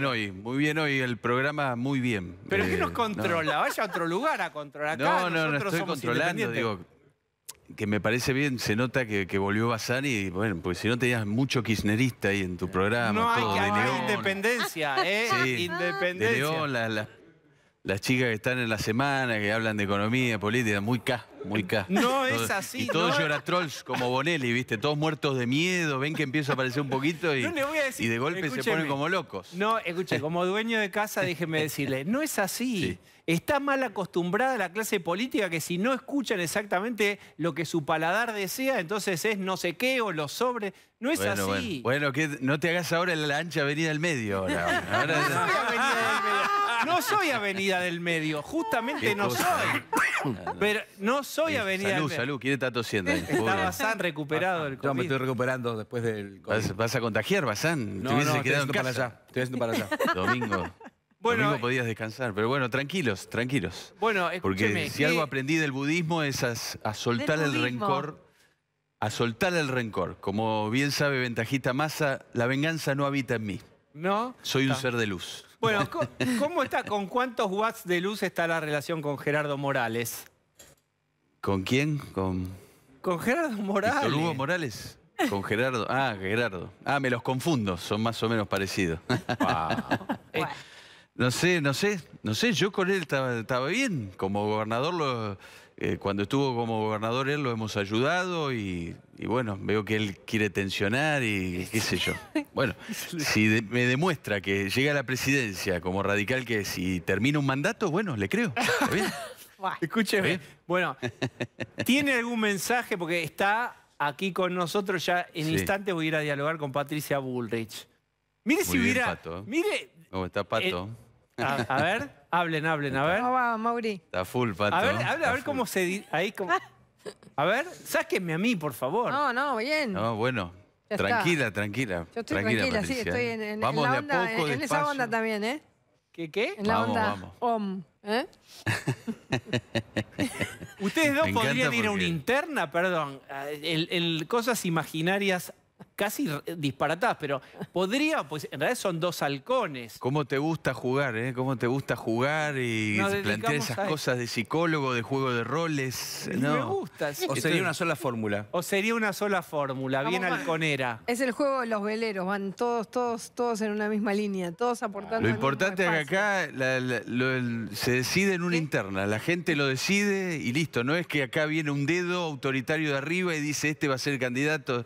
Acá lo va a tener que decir la gente. Digamos, nosotros no somos los que decimos. Pero primero va a decir Juliana. Así funciona la coalición sana. Por lo que ¿eh? usted dice, primero va a tener que darle el visto bueno Juliana si usted va a competir. Sí.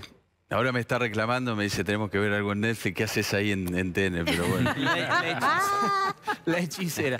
Bueno, Mauricio, muchas Tiene gracias. segundo tiempo la hechicera ahora. Bueno, Ah, bueno. demasiado.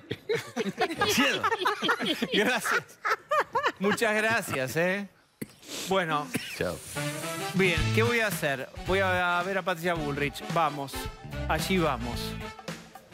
Vamos despacito, vamos a... Hay algunas frases que vale la pena investigar que ha dicho Patricia Bullrich, que en realidad no sé si ustedes tienen la misma sensación. Al margen del análisis de la coyuntura actual, digamos, la sociedad de a poco empieza a preguntar, bueno, ¿qué harían? ¿Cómo sería? ¿No? Así es. Mira esta frase.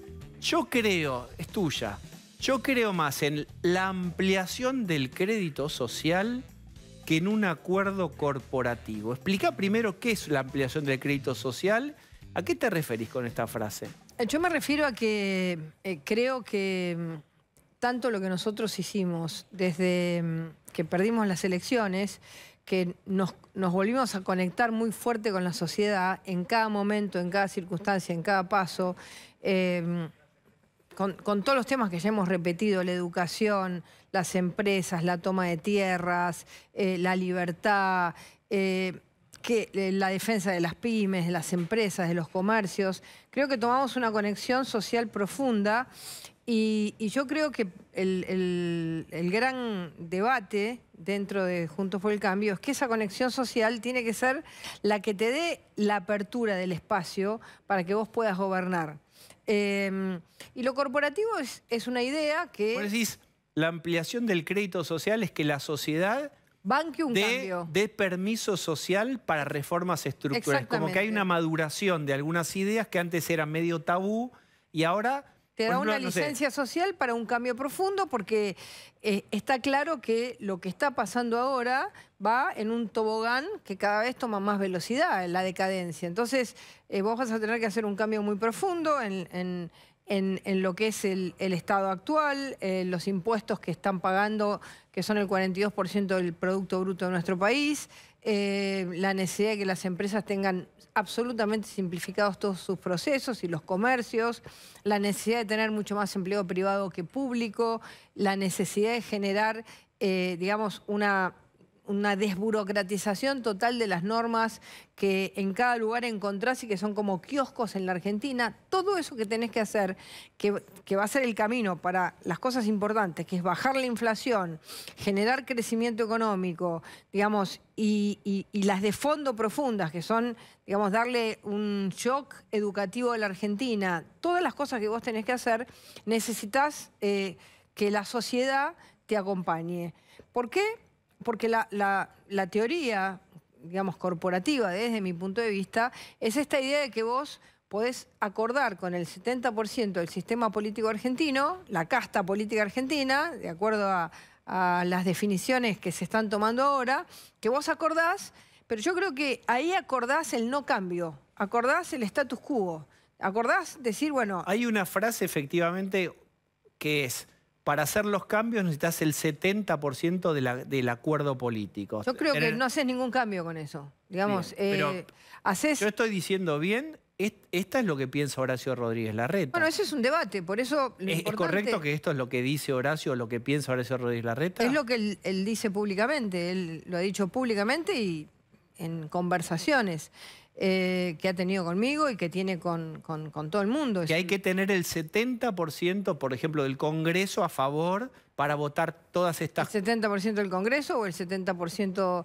del acuerdo político o el 70% de los sindicatos o de los empresarios o de las corporaciones? ¿Qué pensás de eso? Yo creo que no. Yo creo que eso te lleva 4 años de paralización en un debate, en una discusión. Yo creo que el impacto del cambio tiene que generarse en una sociedad que te apoye ese cambio y después van a venir la dirigencia política que cuando vea que ese cambio marcha, que ese cambio es el cambio que te abre un crédito social, va a venir. A ver... Pero ese crédito social de ese tamaño, ¿en número qué es? ¿El 60% de los votos? ¿El 55%? Yo creo que... ¿El 50%? No, a ver, la elección se gana con un voto. Sería terrible, pero está bien. Pero para tener el permiso social tan grande necesitas sacar una avalancha de votos.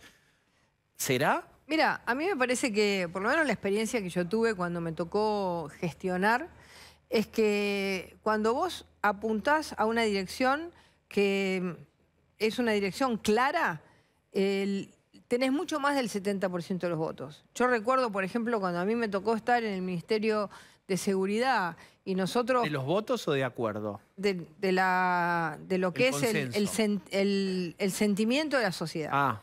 Es decir, cuando nosotros planteábamos muchas políticas que significaban ser muy firmes con el delincuente, apoyar a las víctimas, cuidar la fuerza de seguridad y generarles un camino de dignificación y de cuidado de las personas, el 70-80% de la gente estaba de acuerdo con cada medida que nosotros planteábamos. Es decir, que había un crédito, un consenso social muy grande. Bien, entonces, de hecho de tu ministerio, digamos, después otros te objetaban, pero claramente tuviste un consenso, etcétera. Pero ¿qué pasaría en y eso me llevó a un consenso con todos los gobernadores del país, porque al ver que era una política exitosa, todos los gobernadores del país, que la mayoría no eran de nuestro partido, nosotros teníamos los mismos 4 que tenemos ahora, todos estaban, de alguna manera, querían subirse a esa estrategia, porque era una estrategia que en sus pueblos la gente se las pedía. A ver, acá también queremos luchar contra el narcotráfico, acá también queremos terminar con los búnkeres, acá también queremos... Eso era directo, pero si vos lo trasladáramos a la cartera laboral, ¿cómo sería? Porque hacer una reforma laboral o modificaciones a la legislación laboral, ¿cómo haces? Si vos porque ahí también hay una posición más corporativa que yo no sé si aún ganando por muchos votos los sindicatos acompañarían. Bueno, yo creo que ahí hay sindicatos que justamente por eso es que ese 70% es un 70% que te trabaría. No solamente tenés que discutir una reforma laboral, sobre todo para las pequeñas y medianas empresas, no solamente con los sindicatos, lo tenés que discutir con todas las personas que hoy trabajan en condiciones de total precarización. ¿Qué prefieren? ¿La precarización en la que están, en la que no tienen ni obra social, en la que no tienen absolutamente nada? ¿O un sistema que empiece a ser más justo para la gran mayoría de los trabajadores argentinos? ¿Qué preferimos? ¿Seguir teniendo un dominio total de convenios colectivos de trabajo que dejan a la mayoría de los trabajadores en un gris o directamente afuera del sistema? ¿O preferimos un sistema que realmente genere posibilidades y alternativas a todos? Entonces, una ley que arranque por ayudar a las pymes, por ejemplo, a no tener que vender gran parte de su capital para poder pagar una indemnización, es algo que le conviene a los trabajadores y le conviene a las empresas, a los comercios, a las pymes. Y el trabajador no pierde, porque él va a tener su cuenta de capitalización y va a tener su dinero si, digamos, no trabaja más en ese lugar. Entonces, ese tipo de cambios es necesario hacerlo sí o sí para que la Argentina empiece a encontrar un punto en común entre el que busca trabajo y el que ofrece trabajo. Hoy tenés las empresas que no te ofrecen trabajo. Tenés una gran cantidad de la población que no busca trabajo porque le da miedo, digamos, salir del plan social que cada vez lo empobrece más. Entonces vos tenés que cortar con los planes sociales y tenés que abrir la oferta laboral que te tienen que brindar las empresas, que hoy la tienen reprimida. Hay trabajo reprimido en la Argentina, que podría ser en la medida en que vos generes condiciones más adecuadas para todo aquel que invierte algo de capital. Y esto va para el kiosco de la esquina, la panchería, ¿no? Y la necesidad además de que todos aporten menos impuestos y la base impositiva sea más amplia. Si vos vas hoy en la Argentina, ¿cuántos trabajan en la legalidad total? ¿Cuántos? ¿Cuántos comercios del país La informalidad, en un la... rato va a estar Sucho. De hecho, ya está sentado Claudio Suchovicki, bueno, que siempre toma este tema. Digamos, pero lo que pasa es que la evidencia no perfora la creencia, como decimos siempre. Es decir, la evidencia que tenés la mitad en negro, 45%, no modifica la puerta de entrada a los convenios laborales. Eso es bastante notable. Yo creo que hay modificaciones que se están haciendo. Por ejemplo, a ver, yo creo que hay modificaciones que se están haciendo. Es decir, hoy, por ejemplo, la discusión del Estado no es más una discusión abstracta. Es decir, es una discusión real. Los argentinos se dan cuenta que hay una gran parte del Estado que les saca recursos y no les da nada. Que la escuela no tiene la calidad que tendría que tener, que la salud no tiene la calidad que tendría que tener, que las rutas son desastrosas y tenemos una gran cantidad de infraestructura que está destruida en nuestro país, que la conectividad aérea es bajísima y que volar en la Argentina es realmente dificilísimo porque se han ido un montón de empresas. Entonces hay muchas áreas, ¿no? Recién veníamos hablando y decíamos, hoy la Argentina tiene crisis económica, crisis energética y crisis política. Los argentinos están, digamos, quebrados en la voluntad de que la Argentina puede salir. Estamos mal, los argentinos estamos mal. Entonces, ¿cómo recrear esa capacidad? Bueno, eso es con un cambio de fondo, no es con un cambio tibio, es con un cambio profundo, es con un cambio en el que vos generes condiciones en la producción, en la educación, que te cambien la situación de decadencia que hoy tiene el país. ¿Nos animamos? ¿Nos animamos? Yo me animo en serio a eso, porque creo que además la Argentina no tiene otra posibilidad. Es decir, la otra posibilidad la estamos viendo. Todos los días más argentinos caen en la pobreza, todos los días más gente de la clase media llora de desesperación. El otro día me pasó en el aeropuerto de Córdoba, todo el tiempo me pasa, una señora que se le iba a su tercer hijo y se me puso a llorar y me dicen, no me puede hacer esto mi país, mi provincia, no me puede estar pasando esto. Ese llanto de tantos argentinos es sobre lo que tenemos que trabajar. Y para eso vamos a salir con esfuerzo y con cambios. Patricia Bullrich, muchísimas gracias por venir a charlar hoy. Muchas gracias. Realmente valoramos el esfuerzo. Bueno, muchas gracias. Es un esfuerzo convocar gente los domingos, que vengan, por eso agradecemos a todos. También agradecemos a Claudio Suchovicki. Amigos de los domingos, ¿cómo están? El huevo y la gallina. La crisis económica produce crisis política, la crisis política produce crisis económica. Si tuviéramos que jugar a aislar el componente que gatilla el segundo componente, ¿qué pensás? Mirando la evidencia o lo que conozco hasta ahora, que obviamente es la crisis política la que genera falta de visión de futuro. Hay algo mucho peor que una crisis o tener un problema en el presente, es no tener visión de futuro. Esto que contaba Patricia de que se van tus hijos, eso tiene que ver con esa visión de futuro. Claramente una cosa provoca la otra. Si vos tenés confianza, por más que vos me digas, che, hay un acuerdo político, yo te digo, ¿acuerdo político entre quién? Entre gente que tiene credibilidad o gente que no tiene credibilidad. Gente que tiene poder de implementación y gente que no tiene poder de implementación. En ese caso creo que es huevo-gallina, es la política y la credibilidad en la gente que toma decisiones la que marca la agenda económica. La economía, la crisis económica a veces es por exceso de ahorro. ¿Qué es exceso de ahorro? Miedo. Miedo. Ahorro, cuando vos transformás el ahorro en inversión, cuando vos decís saco los dólares que tengo acá abajo y los pongo en una fábrica, tomo gente o lo que fuera, es transformar ahorro en inversión. Argentina es un país que tiene exceso de ahorro, si querés mal distribuido, y falta de inversión. Y eso es, como dicen todos, hay más plata fuera de la Argentina que dentro de la Argentina. Y la responsabilidad no es del que tiene la plata afuera, es de todo lo que les pasó a aquel que invirtió en la Argentina, es el que tuvo la plata en el banco y le acorralaron el dinero, el que compró bonos y le hicieron una quita fenomenal, que siempre pagó lo mismo. Entonces, siempre hago la misma comparación y sé que ustedes me lo escucharon porque una vez lo dije acá, pero una manera de confiar es, vamos a suponer que, Diego, ¿qué haces todos los días? No, la verdad que yo miro canal TN, no me interesa. Y vos decís, es como que yo venda zapatos y te atiendan zapatillas. Si yo no creo en lo que hago, alguien va a creer en mí si yo no creo. Entonces, cuando vos ves la plata de los políticos, y vos decís, ¿compran bonos argentinos? No, nadie. ¿Tienen propiedades a su nombre? No, nadie. ¿Y dónde tienen? ¿Y qué hacen? ¿No? ¿A nombre de terceros? Y los valores fiscales de las propiedades, claro, cuando declaran, ¿eh? Entonces yo siempre decía, bueno, que y ahorran en dólares. Todos los funcionarios que le paguen en títulos públicos. Cosa que si no tenés déficit fiscal y haces las cosas bien, los bonos van a valer y vas a ganar mucho más. Es como que ganes participación. Si a vos te va mal, si vos haces algo mal, te equivocaste en un editorial, te equivocaste en el invitado, te equivocaste en lo que... Seguramente lo pagarás con tu trabajo. O lo pagarás con menos audiencia y tarde o temprano... Sucho, ¿hay mala praxis ahí? No, y eso creo que es un poco el diálogo que armaron ustedes antes, perdón. Sucho, hay una idea que está muy incrustada en el imaginario que es el juego de suma cero. Lo que falta en Argentina es distribución.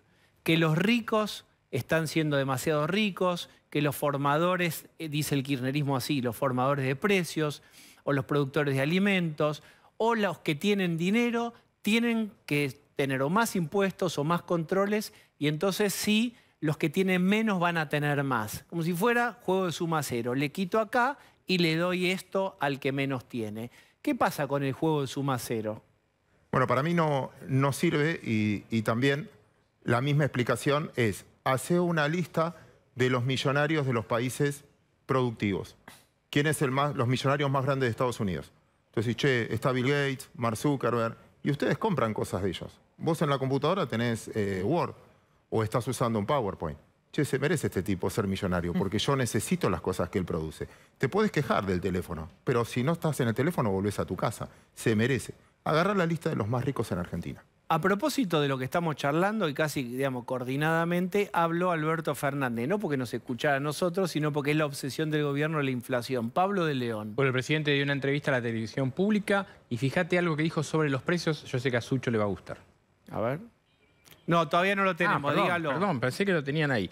Bueno. Ya lo tendremos. ¿Me dejás ponerme los lentes y ya te lo digo?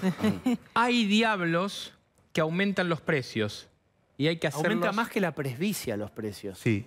Hay diablos que aumentan los precios y hay que hacerlos entrar en razón. ¿Hay diablos? Hay diablos. La maldición. Cosa es medio mandinga. de Chávez, el diablo. Es que... Siempre es un externo. Lo hablamos la semana pasada. Si es así, el primero es el Estado.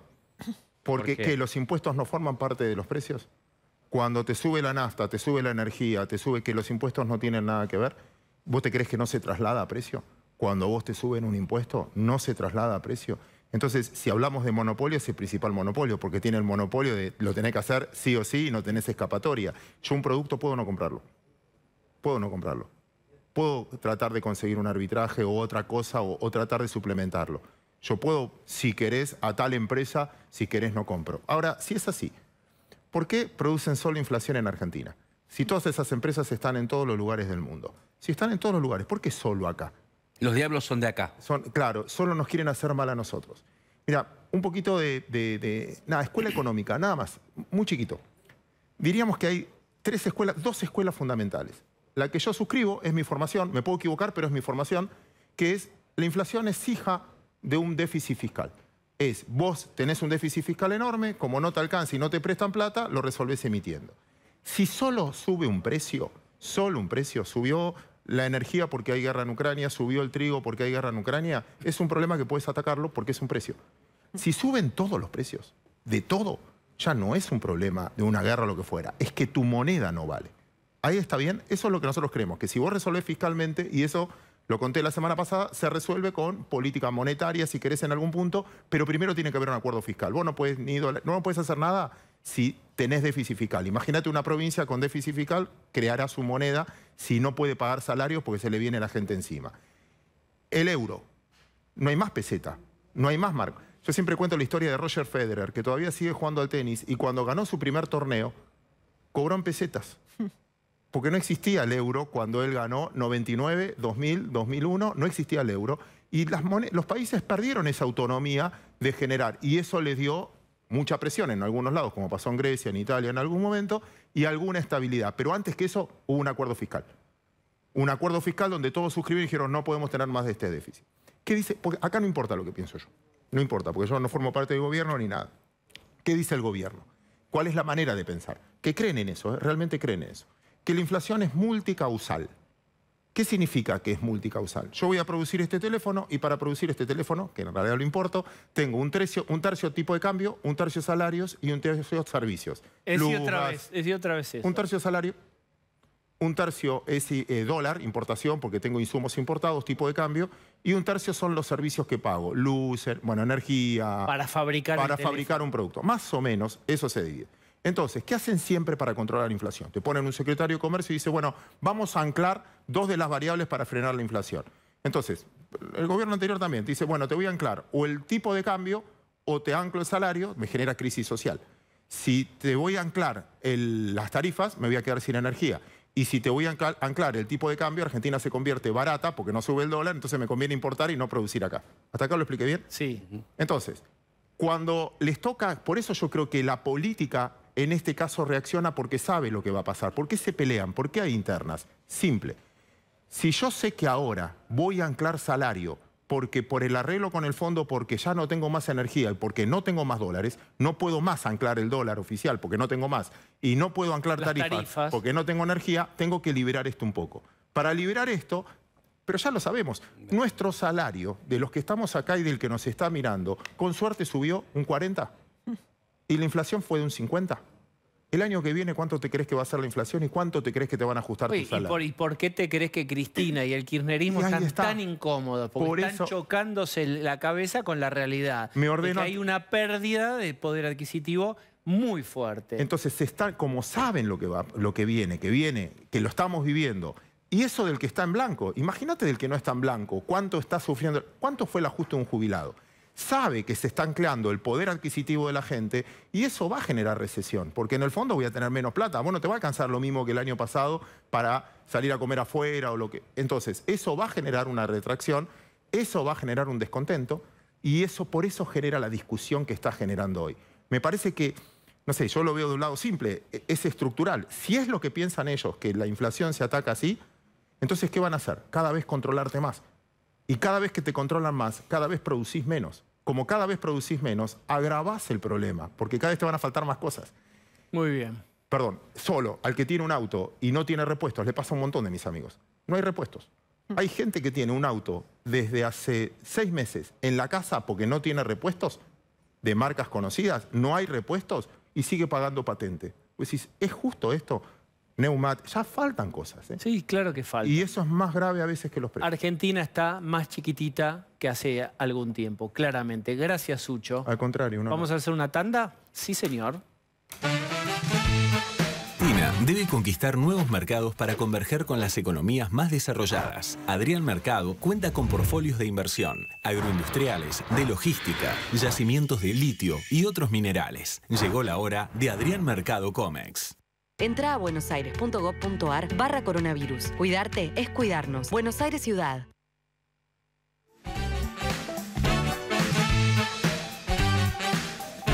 Bueno, creo, y no lo creo, estoy seguro. No te dio respiro.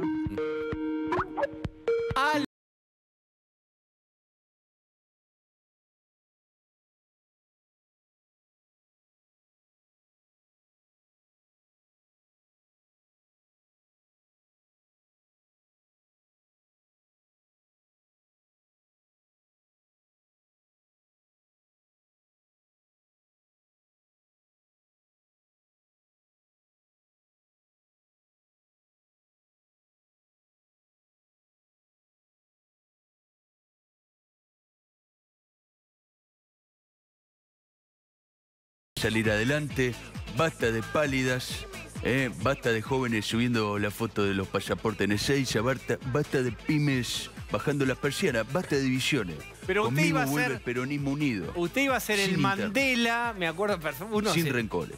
Sí. Usted iba a ser el Mandela, si le tocaba el turno, que iba a unir a los argentinos. ¿Qué hacemos con esa frase del archivo? Pero Diego, amigo, soy el único candidato que puede amalgamar todos los extremos. El gran pacificador. ¿O acaso vos, Diego, conocés a alguna otra persona que tenga simultáneamente buena relación con el Papa Francisco, las 3T del Papa Francisco, tierra, techo, trabajo, relación con Cristina, buena onda con ella, nunca la traicioné, buena relación con Jair Bolsonaro, buena relación con Lula da Silva también, buena relación con Guado de Pedro, con Ricardo Montaner, con Mateico?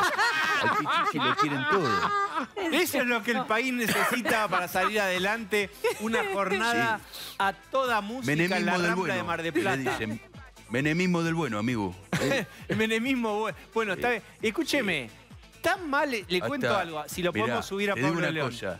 Sí. Hasta los macristas que me cruzo acá en Río me confiesan, capaz que hubiese sido mejor que ganara vos en 2015, porque de esa forma no volvían más. Con los de la Pimpinela enfrentábamos a la Cámpora y lo hacíamos mierda. Es verdad, Pablo de León. Oportunidad. Es verdad, Pablo de León, que hasta aparece el nombre de Scioli pensando en 2023. Es decir, siempre está, aunque no lo veamos, Daniel Scioli siempre está. Sí. En las encuestas que llegan al Instituto Patria siempre está medido Scioli en la nacional y en la provincia de Buenos Aires. Y no sé si es una caipirinha, pero es un trago lindo que le acabo de servir. Gracias, de León, amigo. No, gracias, no, información, de León. Gracias. Información, nada más. Gracias por instalarme, porque eso es lo que necesito ahora. Y yo le digo como ¿Se acuerda cuando se instaló mostrando cómo se ataba la corbata en lo de Tinelli? Claro, ¿Que se podía atar la corbata? ¿Te acordás cuando Tinelli medía y ayudaba? Ahora es lo dejamos preferible acá. hacer un vivo Basta, con Ibai déjeme Llano. cuidarme ¿No? ¿Qué va y cuidarlo lo de usted. Tinelli? No, es un desastre. Bueno, gracias. Pero bueno, en esa época medía. Gracias. Sí. Vas, córtela, hágame caso. Daniel No, Ovaldo, gracias. Bien. Voló. Alberto Fernández habló del diablo. Miren, parece Hugo Chávez de aquellas épocas. Toma de la metáfora que la periodista le propone, lo del diablo, no se le ocurre, digamos, lo cual hubiera sido más preocupante si de la nada hubiera traído el diablo. Lo destacado lo de autoconstruida, ¿viste? Sí. ¿Te acordás que había Que está en la seguridad cabeza de la gente. autopercibida? Ahora también hay inflación autoconstruida. Bien, ¿Cuánto y ahí laburo, Tarico, esta noche, no? Sí. Y el repertorio, Pablo, un poco es el de la caja de herramientas kirchnerista, ley de abastecimiento, controles de precios, no hay mucho más. Y esto todo ocurre porque se espera una inflación complicadita para marzo, muy complicada. hasta podría ser del 6. Exactamente, podría ser del 6. Y lo dijo, lo reconoció el propio Feletti. Bueno, lo que pasa es que cuando anuncia la guerra contra la inflación, no había una sola medida. Pero no es que estaban trabajando, Claro. no había una sola medida Y se lo resuelta. reprocha al kirchnerismo duro. Dice, ¿para qué saliste a declarar una guerra? 3 días después le diste 72 horas a todo el mundo para que ajuste los precios, porque si después iban a congelar, ajusta ahora. Muy bien, hemos llegado al final. Gracias por escribirnos, gracias por acompañarnos. Ahora siguen con la continuidad de TN. Nos vemos mañana a las 20 también. Chau.